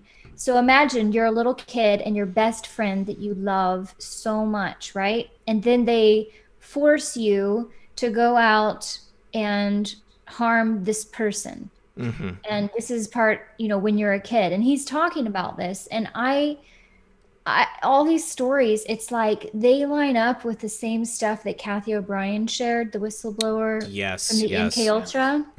All of these stories, like when I listen to it, my brain like connects all the dots. And Rachel, are you still there? I didn't lose internet, did I? Can you guys still? Oh, there Rachel, you are. Yeah, it froze for a second. I got a panic attack because I was like, oh my gosh, did our internet go out? Oh no, you froze again. You froze again. Your face. Oh no. You guys in the chat, can you just let me know if you can hear me? I need to figure out if it is Rachel's internet or if it's my internet. Brittany says 5x5. Let me just I'll wait, I'm not muted, am I? Please don't say I'm muted. There you are. Okay, yes, you're back now. Okay, all right. So I have heard that sometimes the internet gets messed up if you're talking about too much. Oh, it happens. It happens all the time. Believe me. There is okay, they can hear me. Good. We're all set. Okay, so it was on your end. Okay, so no, she's a clone. Wait, so the internet is on my end? Yes, it was on your end. Yeah. Glad we cleared that up because I love to take the blame. I immediately, I'm always ready to take the blame, when it comes to the internet issues. Does it really matter, like, whose fault it was? Oh, no, well, I mean, I'll take the blame. It let me know. Sometimes I have to restart my computer. Like, if something really weird is going on, I might have to do troubleshooting things here. So knowing that I don't have to do that, it makes it a lot easier. But let me just say thank you to Eminem. He says, this is for Heath Ledger, started a media company before his death. Okay, so maybe he was about to branch out. Avery says, started watching last night and I'm hooked. Avery, a new viewer to the program. I appreciate you watching and I'm glad that you're here. We had a great show last night too. Cool. So, I would love, I really did believe Michael Prince and I believed Max Spears. Rachel, you froze up again. Are you still here? Maybe we shouldn't talk about super soldiers anymore. Are you still there? 4G slowing. Nope, she's a clone. I love that song. I've been buffering. Okay, you're back. You guys, this is so creepy because we were fine until we talked about the super soldiers. We're gonna have to move past the super soldiers and hopefully, yeah. All right, let's bring our next caller in. Sending love to Max Spears. Rest his soul. Okay. Chameleon, or maybe it's Camel Lion. It's gonna be our next caller. I don't know. Chameleon. I like chameleon better than camel lion. I think it's chameleon. It probably is. Yeah. We'll get chameleon in here. And chameleon, can you unmute and say hi to the audience? Maybe they don't know that they're muted. I ask them to unmute. We'll get them in here. Well, it doesn't. Chameleon. It doesn't really have an unmute button. Yep, that's me. Yep, you're here, buddy. Yeah. Awesome. And let's just settle this right away. Is it chameleon or is it camel lion? Hi, chameleon. Great discussion. Hi, it's chameleon. Oh, okay. Hi, chameleon. Welcome to the broadcast. What's on your mind today? Very interesting thing that a friend of mine picked up a magazine that is on the shelves at Lowe's. Home Depot, maybe. Probably only Lowe's, though. It's a magazine, and it just says Secret Societies. And what's really interesting about it, I think, is that it's really got nestled in there a smear against QAnon. And there's no publisher listed on the magazine except for like some one-time name, like it doesn't link back to who. It's just really a propaganda piece. And it says on there, it says to be displayed until November 2nd. Oh, right before the election. That's hilarious. Right? Very strange. Now, just to clarify, it's called Secret Societies magazine. Yes. Well, it seems like it's a magazine. Yeah, it just says Secret Societies. Okay. And it's almost like that's the title of the issue, but there's no magazine associated with it. You know what I mean? It's not like Home and Garden, Secret Societies, or Time Magazine. Secret Societies is the headline. You know what I mean? It's not like the cover page. Okay. So, well, either way, it's a strange to be on the shelf at a Lowe's or even a Home Depot. Either one. I mean, you would expect Better Homes and Gardens, or you would expect home. I don't know, something. I don't know what they sell there, but besides wood. Yeah, right. Exactly. Well, that's what's really interesting.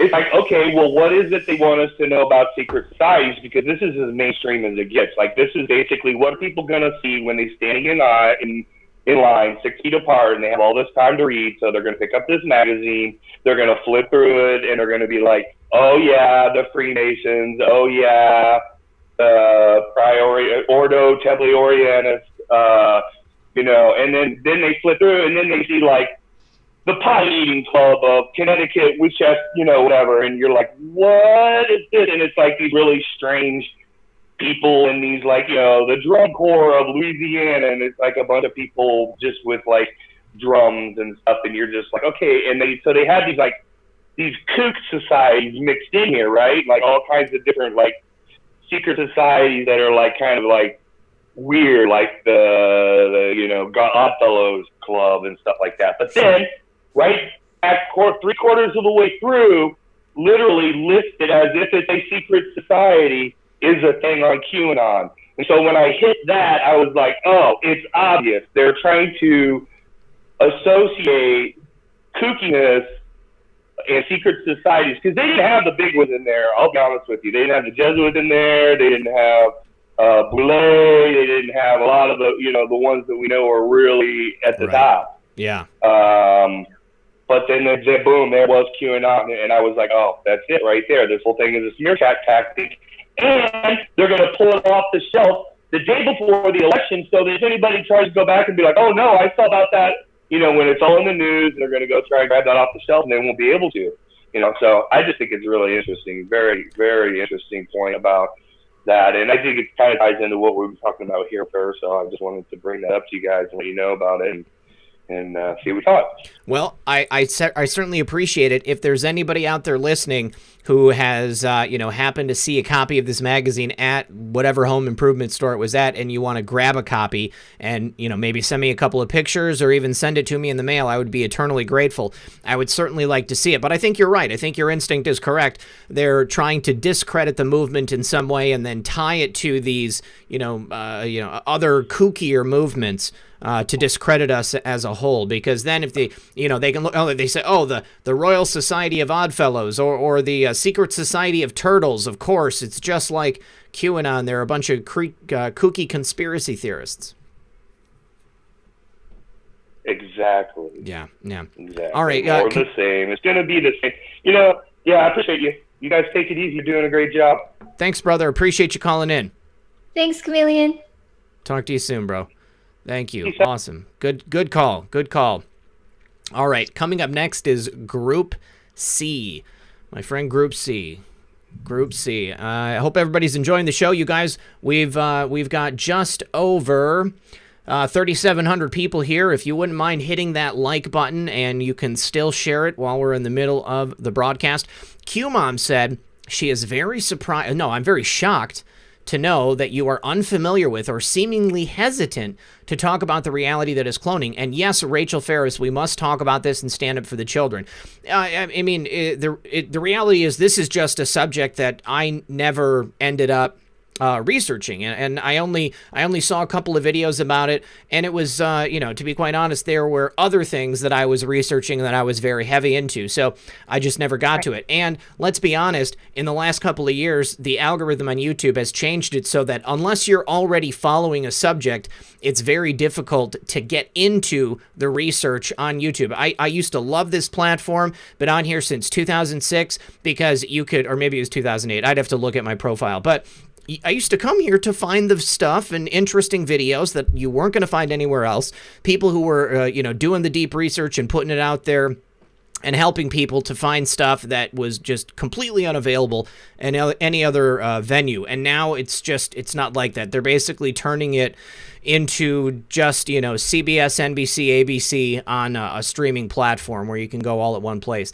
Group C, what's going on, brother? You want to unmute? Ask to unmute. Hey, can you hear me? I can hear you now, sir. How are you tonight? Doing pretty good. How about yourself? I can't complain. It's a great show. Glad to have Rachel here. Hey, Group C. Hey, Rachel. So I wanted to ask you, I'm pretty sure you're familiar with Q saying, in referring to the intel agencies, that some things are so corrupt they can't be cleaned up. Some will have to cease to exist.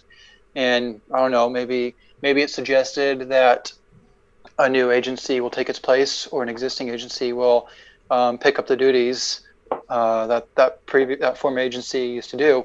So on that regard, what do you think of Hollywood? Do you think Hollywood is so corrupt and dirty that it can't be salvaged, that it'll be replaced by something else? Or do you think there is hope for Hollywood, just has to be gutted out of the people running the show there?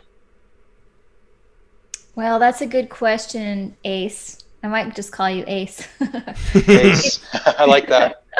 It's a tough call because obviously I didn't meet everyone, right? And, even certain people that I met in the industry, like when I did a reality show, those producers seemed like really good people. So I think that there's a ton of good people. And that they will start to speak up more and more. Oh yeah, I also met a new guy. He's a producer in film, and he's an amazing man. And he's actually just done the new artwork for my new song because we connected. He's the first person I heard in the music industry speak out about the Bilderberg group and those meetings. And I was like, oh my goodness, a film industry guy literally just called out the Bilderberg group on film. And this was amazing. So I've seen a lot of proof that there are so many good people. It's just that they've been overshadowed. And I think that, there will be a restructuring, but that those people will rise up when the rubble is cleared. And I think it'll be a much more fair, cooperative, united Hollywood, maybe. And maybe it needs to change the name, because I remember there's something bad about the word Hollywood, and I don't recall what it is right now, but I remember when researching, that whole name probably needs to go. And there's a reason that it's been led so long by the dark side. I hope that answered your question. No, that's a good answer. Gotta love that mute. But I mean, that's why I'm coming out. That's why I'm coming back out right now, Ace, because I think it's up to us to kind of, not. Hopefully, there will be many, many more people, and far more successful than I was, and maybe they couldn't get to that level, and now they can. Other producers, it's not just the artists; it's also, just imagine the content. If the producers, for Netflix, if there was all of a sudden free flicks, where it wasn't this net of darkness. So maybe it'll be like a whole new thing. I think that could be really good for all of us. Spirit-led Brenda, Hollywood is used in witchcraft. I think was it that they made their magic wands out of it or something like that? Is she going to tell us? I think that sounds right. Something to do with the word holly. Yeah. And the fact that has just been this symbol on a mountain forever. And Zoso Dude says the holly tree is what the wood for magicians' magic wands is crafted from. Okay, so yes, that is it. Yes. Yeah. And they know all the technology, how to cast spells. Like they even, I don't know if you guys know this, but they can take two artists like Justin Timberlake and Britney Spears and cast a sort of love bite spell on them. And Eve Lorgan has done a lot of work, if you want to look up her work, on the love bite. And this is something that they can do and cast these spells on two artists, and then there's a drama around them breaking up, and then they both he says, "Cry me a river," and then she's distraught. There's so much dark magic, and we really need to get this technology in the hands of good people. If like the good, not magic, but there's a lot of very beautiful, spiritual, magical things that can happen that are miracles that aren't the dark side. And we've just only seen the dark side with spells and magic and witches and evil. Let's see the good side of this amazing universe and planet that we live on, and put the technology in the hands of good people. And that's what we're about to see. So good question, Ace. Thank you. You aced it. I just keep seeing that card. I don't know if people can see that you have an ace card on your icon. That's right. That's right. It's supposed to be it's the ace card, but it's supposed to resemble the trump card, which I'm well familiar with. I like that. Yeah, that's good. That's cool. Red pill. I played euchre a lot when I was growing up, so. Oh, cool. I miss those days of cards and stuff. Yeah, I know. No card parties in the time of CV19. All right, so Group C, what else is going on, brother? Not a whole lot, but you should definitely, since you guys are talking about cloning, you should tell her about Red Clone back in the what was it? It was the quarantine days, right? Yes. So when I'm making my daily news videos, Rachel, I have like a little version of myself, like with no background, like in the corner, so I can talk about the story. And then like when I'm obviously on this type of format, there's not supposed to be a little version of me. But I would consistently forget to turn that off when Methods and I would start quarantine, or even sometimes it happens on Occam's Razor, which is our show now during the week. And so we would call it Red Clone 78. That's hilarious. Yeah. So yeah, you have a mini clone. I do. Except it's always just me, guys. You will know if a clone shows up to host my show, then you'll definitely know. Yeah. All right, Group C. Thanks for your call, brother. I appreciate it. Yeah, thank you, Red Pill. And Rachel, you are beautiful inside and out. Keep up the good work. Thanks so much. Appreciate that.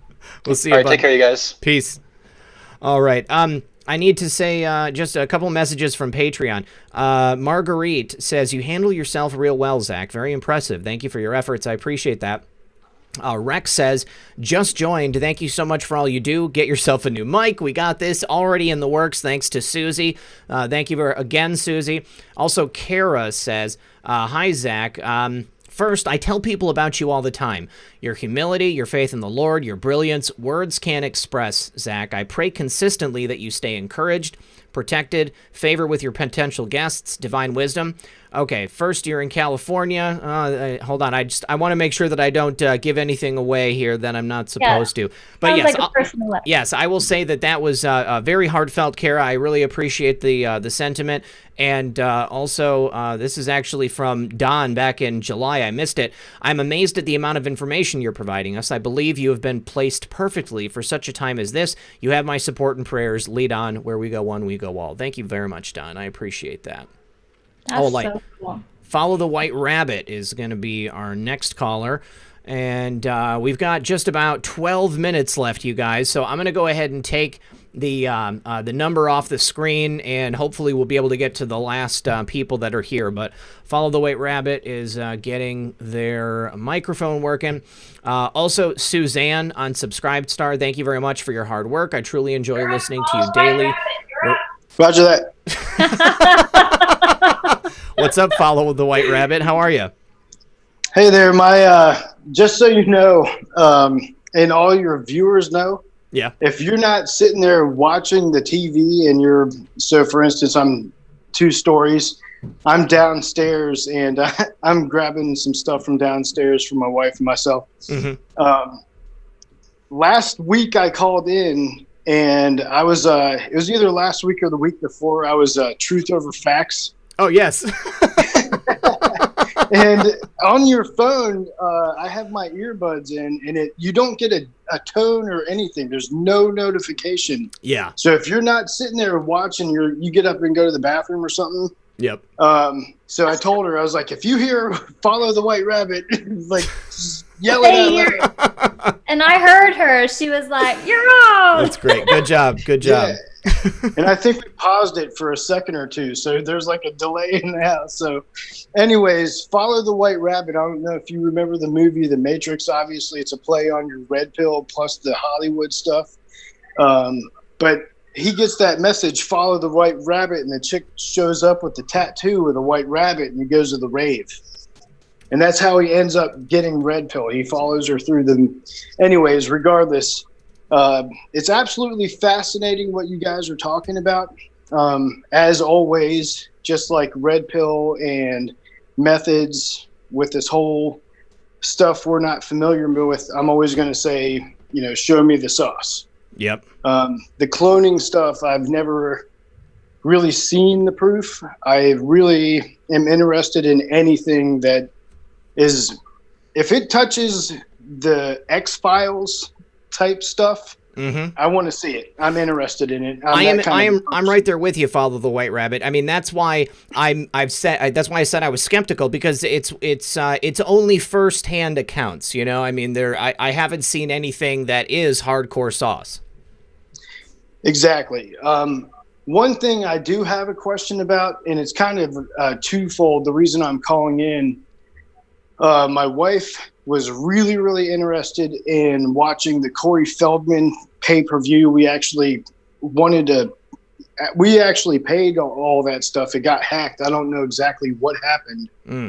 Plus the Macaulay Culkin story way back whenever he was younger. Yep. He had that interview and he mentioned the leather and Heather O'Rourke and that whole crack pipe incident. I don't know if you know exactly the story I'm talking about, but it was out for a couple hours and it got pretty much scrubbed everywhere. And do you know the exact story that I'm talking about? I'm not familiar with it. Are you familiar, Rachel? No, not. So specifically the Macaulay Culkin one, he went in, this was whenever he was doing Home Alone 2, 1 or 2, he was like 11 years old. And apparently he was, during this interview, I believe it was on French TV or something, he had mentioned going into, there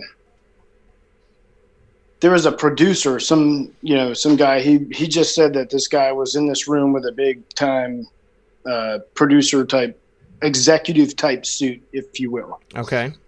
And he was pointing out the fact that he had these shoes on, and in a roundabout way mentioned the type of leather that it was made out of. Yes. Okay. And I don't want to go too far into specific details and, mention stuff to get it booted off of the YouTube, because they're kicking everyone off of YouTube and Twitter and Facebook. Everything's getting kicked off now. And you mentioned BLM or any Antifa stuff and go against their protocol with what they want you to throw out there. But I was wondering if you heard of any of the actual stuff. I saw one video where they were doing the premiere of the Corey Feldman thing just a few months ago. And apparently it got hacked while they were in the movie theater showing it. And one of the ladies goes running up and she goes, "They told me they were going to do this. I know who's doing this to you right now. I can show you." And she was saying that to Corey Feldman while they were in the movie theater. I don't know if you saw that video either. I didn't see it, but I heard that had happened. And, you know, I mean, Corey Feldman, he's kind of a divisive figure. He's obviously very good at self-promotion, and a lot of people were attacking him at that time, you know, saying like, oh, he was never going to reveal anything. He just did it just to sell tickets, and then he sabotaged his own stream. I'm not saying that happened, but... You know, I mean, he hasn't put anything else out since then, and I feel like a lot of people were really upset about that. Rachel, do you know anybody who actually saw that that film that he supposedly made?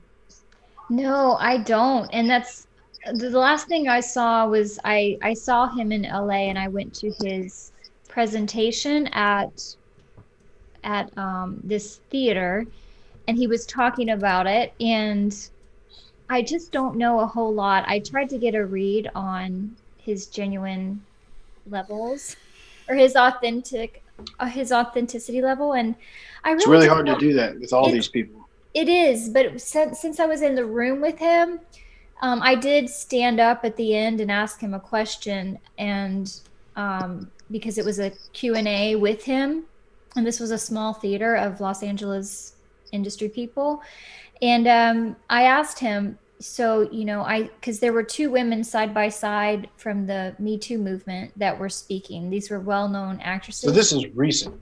Yeah, this was very recent, just, you know, within probably 6 months. Was this when he was doing that pay-per-view thing? I don't know, but he was promoting at this theater. Yeah, and so I don't know exactly because I haven't followed him a ton, but I have seen that, you know, he supposedly knows and he's not sharing, which is, you know, it's quite interesting. But he did seem a little bit taken aback as I said, hey, I just want to ask, you know, the whole Me Too movement is really covering up the situation with child trafficking. You know, we really need to talk about them, and it's covering it up. And he was just like, yeah, and that's all he said about it. Now, so, Edge of Wonder in the chat says it was not hacked. It was too many people who came on and their server couldn't handle it, but it was kind of weird, honestly. I can totally see that happening. He built up a lot of promotional time for that. You know, many people were, you know, I'm sure tens of thousands, if not millions of people were ready to come on in and watch that film. Now, a couple people in the audience said that they actually were able to screen record it live, and I know that it was supposedly released later on like, you know, like pirate websites or something like that. So it's something you can get, but if anybody has a link to you know, to where we can get it, or if somebody has it screen recorded, you know, I would love to go ahead and check it out. Is it $100 per ticket or something? Yeah, it's if I remember correctly. But yeah, something like that. Okay, follow White Rabbit. Yeah, what's your follow up? Okay, super quick, because I know it's getting close, and you probably have a bunch of people waiting. Yep. But as far as what she was talking about with the cloning thing, the weird thing is you have people who come out, like she had mentioned the Justin Bieber thing earlier, and you know, the whole showing pictures of babies and yummy and all that, but he apparently went out to the church and said, I'm not into all this craziness. As far as the Macaulay Culkin thing, he went in and was witness to all this crazy stuff, but now he's in this band and he's covering himself with pizzas and the pedo symbols that we all who have been kind of privy to this stuff and watching it for a few years kind of are aware of now. Right. And it's weird that he would go out there, do an interview, call out this stuff, and then all of a sudden he's in this band and that's what he's repping all of a sudden. Yeah. I think everybody thinks that's real weird. You know, I mean, it's another one of those questions. Is he trying to put light on this? Is he trying to raise awareness? Or is he just part of the machine and it's like they put it in our face to make fun of us about it? You know, absolutely no idea. All right, follow the White Rabbit. Thanks for your call, brother. I appreciate it. Absolutely love you guys. Have a good evening. Love you too, brother. Thanks for watching. All right, we've got my friend Severe Anon next, and then we've got two more callers, so we're going to get through everybody. But Severe, you're on the air, buddy. Go ahead and unmute. What's going on? Hey, what's happening, brother? 5x5, can you hear me? We got you loud and clear. Severe is another friend of mine who is an independent musician, and he just recently had his entire music catalog wiped by Bandcamp because of his political views. What's happened with that, Severe? Have you gotten anything resolved? I know I sent a couple people your way. Well, yes, thank you, first of all. One, for squeezing me on. Two, for linking me with people that are currently working on a website for me as we speak. We're in the process of getting it together. All the music will be embedded directly on the site. People can purchase it right from there. No middleman. So yes, thank you. I really appreciate that, man. And still have not heard anything back from Bandcamp. They refuse to answer any of my emails, any of my supporters that had reached out to them and asked them, you know, what was going on, why they can't access music that they already legally purchased through them. You know, like, now that's a whole separate can of worms. But yeah, they won't reply to me. They won't reply to any of my supporters. They are, you know, just giving us the cold shoulder. But I have an attorney that's looking into what could be done, if anything. And yeah, hoping to get the ball rolling on that, because it's just blatant censorship. I don't even, you know, cuss in any of my songs. So yeah, there's nothing that they could possibly, you know, say to me in terms of, you know, breaking TOS or anything like that. We've always had a really good working relationship and never had any issues. And then all of a sudden, that's it. They just completely closed out my account. No warning, no nothing.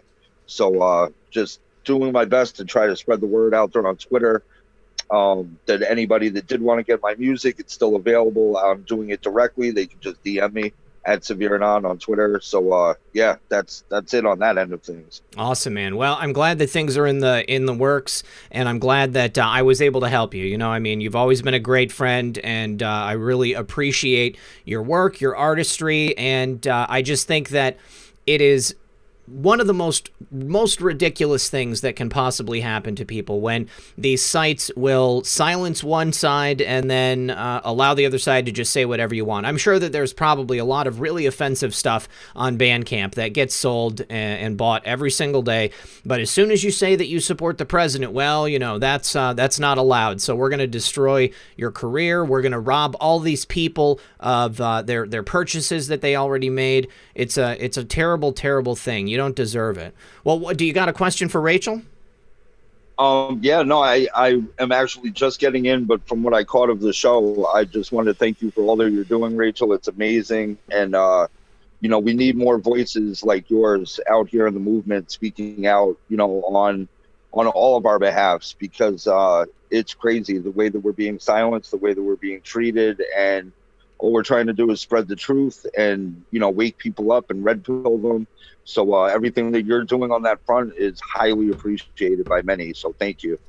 Oh, thank you. I appreciate that. It makes it worthwhile to speak out if you guys care. Thanks. No, absolutely. I would love, if possible, to reach out to you, you know, in some form, some aspect, and get my music over to you and see what you think about it. I think you would really dig it. So if there's any way that we can make that happen, you know, behind the scenes or whatever, please let me know. I would be very excited to do so. That'd be great. Yeah, you can DM me on Twitter. I'm just at Rachel's Music Dot. It's DOT.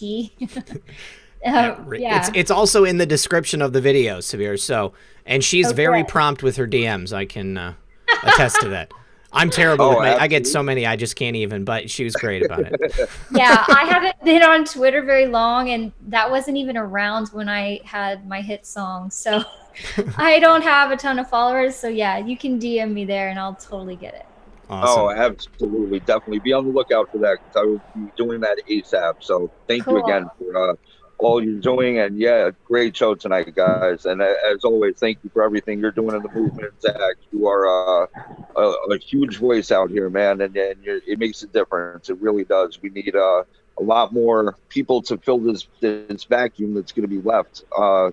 You know, when the media ultimately collapses all around us, we need voices like yours, like Rachel's, like mine, like everyone out there that is, you know, speaking truth to power and red pilling them daily, man. So please keep up the good work, and thank you for your support. It means more than you know, man.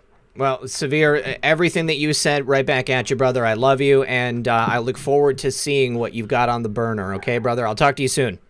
Yes, sir. Thank you again. All right, man. Thanks for calling. All right, caller, you're on the air. Can we get your name for the audience? Yes, sir. It's Minister Timothy. Love and light to you, Red Pill, and to Rachel. Minister Timothy, thank you for joining us. What's your question for Rachel? Rachel, you know a lot about the music industry, but the one good question I did have, did you ever come across anybody in the industry being blackmailed into anything? Oh, that's a good one. That is a good question. Well, I mean, I was offered a chance to blackmail my manager and kind of sign a deal and boot him out, you know, which would have been terrible for him. So I wasn't willing to do it. So just seeing that on a small scale, you know, it's a very ruthless industry, and I'm sure that happens a lot because it was offered to me just on a small scale. Wow. That's crazy. Yeah, so a lot of the industry, in the music industry, I should say, was very Luciferian. And I can point out one good example that I don't know if anybody knows this, that I actually learned. If you look at Led Zeppelin, on a vinyl record, the album cover itself, Stairway to Heaven, you put that up against a mirror and you see the Baphomet symbol right inside of it. Oh, wow. There's a whole bunch of weird stuff about that album, but I've never heard that. I am going to download the image and do that. That's crazy. Yeah. Have you? Yeah, I got into... Go ahead. Have you seen the Michael Jackson album too, where his Escape album, his head is the black cube of Saturn, which is Satan. And it's crazy. And on the back of the album, his left eye is covered. It's just right out in plain sight. So many albums. So it just gives you an idea how far back in the music industry this has been going on. When they studied alchemy, they studied occult, they studied witchcraft, whatever you want to call it. They've been doing it for a long time. You know, Minister, I don't think that there has ever been a time where this wasn't going on. I think that from the very beginning, it was created with this in mind. And, you know, I mean, there's so many more things we could go into. I mean, the CIA's involvement, MI6, you know, I mean, it's always been an op to, you know, to control people's minds. It's a sad thing, you know, but the wonderful thing is that we have people like Rachel, we have people like Severe, we have people like Bryson, people who are good people, who have the right values and the right beliefs, and who are creating music that is just purely based around what's in their hearts and not about what they can do to control people. All right, brother, thank you so much for your call. I appreciate you calling in, and thank you for sticking around till the end. We had one more person on the line, but they hung up. All right. Well, hey, let me say this. Thanks to EW, because they're the ones that got me involved into the internet thing. I've been following them for a long time. Ben and Rob, you guys are awesome. If it wasn't for you guys, I would not even be watching any of this stuff and be awoke as much as I am now. So, well, Minister Timothy, we are glad to have you here on the program, and thank you so much for watching. Thank you, Red Pill. You're welcome. All right. God bless. Have a good night. God bless. Yeah. All right, awesome. Well, you guys, we've made it to the end of another broadcast. Rachel, I can't thank you enough. I do want to remind everyone, if you have not yet, you can still leave a like on your way out the door. And I think that everybody here should follow Rachel and check her music out.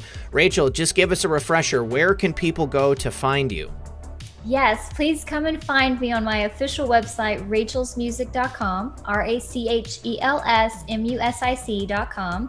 And then you can find me on YouTube. Subscribe there because I'm about to release my new music video for Light Me Up. We actually did a lot of filming at ESETI. So at rachelsmusic.RACHELSMUSICDOT. And that's actually the same for Twitter, for Parler, for Instagram, all of them. But I'm just now getting back on those. So follow me so that we can stay in touch. And of course, the Light Me Up video is coming out. You can find Light Me Up on iTunes, Spotify, add it to your playlist. Light Me Up is sure to kind of lift your mood. It's a cool song. And lastly, you should. Oh yeah, I'm gonna release a new single called "Wake" soon. So you want to make sure you stay in touch so I can send you guys that. It's a really cool song about waking up America. Awesome. I love it. I can't wait to hear it. Thank you to everybody who participated in the chat tonight. I love you guys. Thanks again specifically to Ben and Rob for getting Rachel out there so that I would know who she is and I could have her on the show. Love you guys. I love everybody who is here tonight. Thank you very much to the mods for keeping the chat comfy. Slipsters, Leslie, Jojo, Wheezy, Real Red Pill Girlfriend, Real Red Pill Mom. I love all of you guys. You're the best. Rachel, you're going to have many followers after tonight. Plenty of people from the audience. There's lots of good comments about you. People really like you, and I look forward to having you back on the show again in the future. So everybody, make sure you come tomorrow at 6 p.m. Eastern for Comfy Sunday. Methods and I have to go an hour early because there's going to be a press conference later in the evening. I believe it starts at 8 p.m. So we're from 6 to 8, and our guest tomorrow is the other Facebook whistleblower who just came out recently through Project Veritas, Zach McElroy. Thank you again, Rachel. I appreciate you. Good luck, everyone.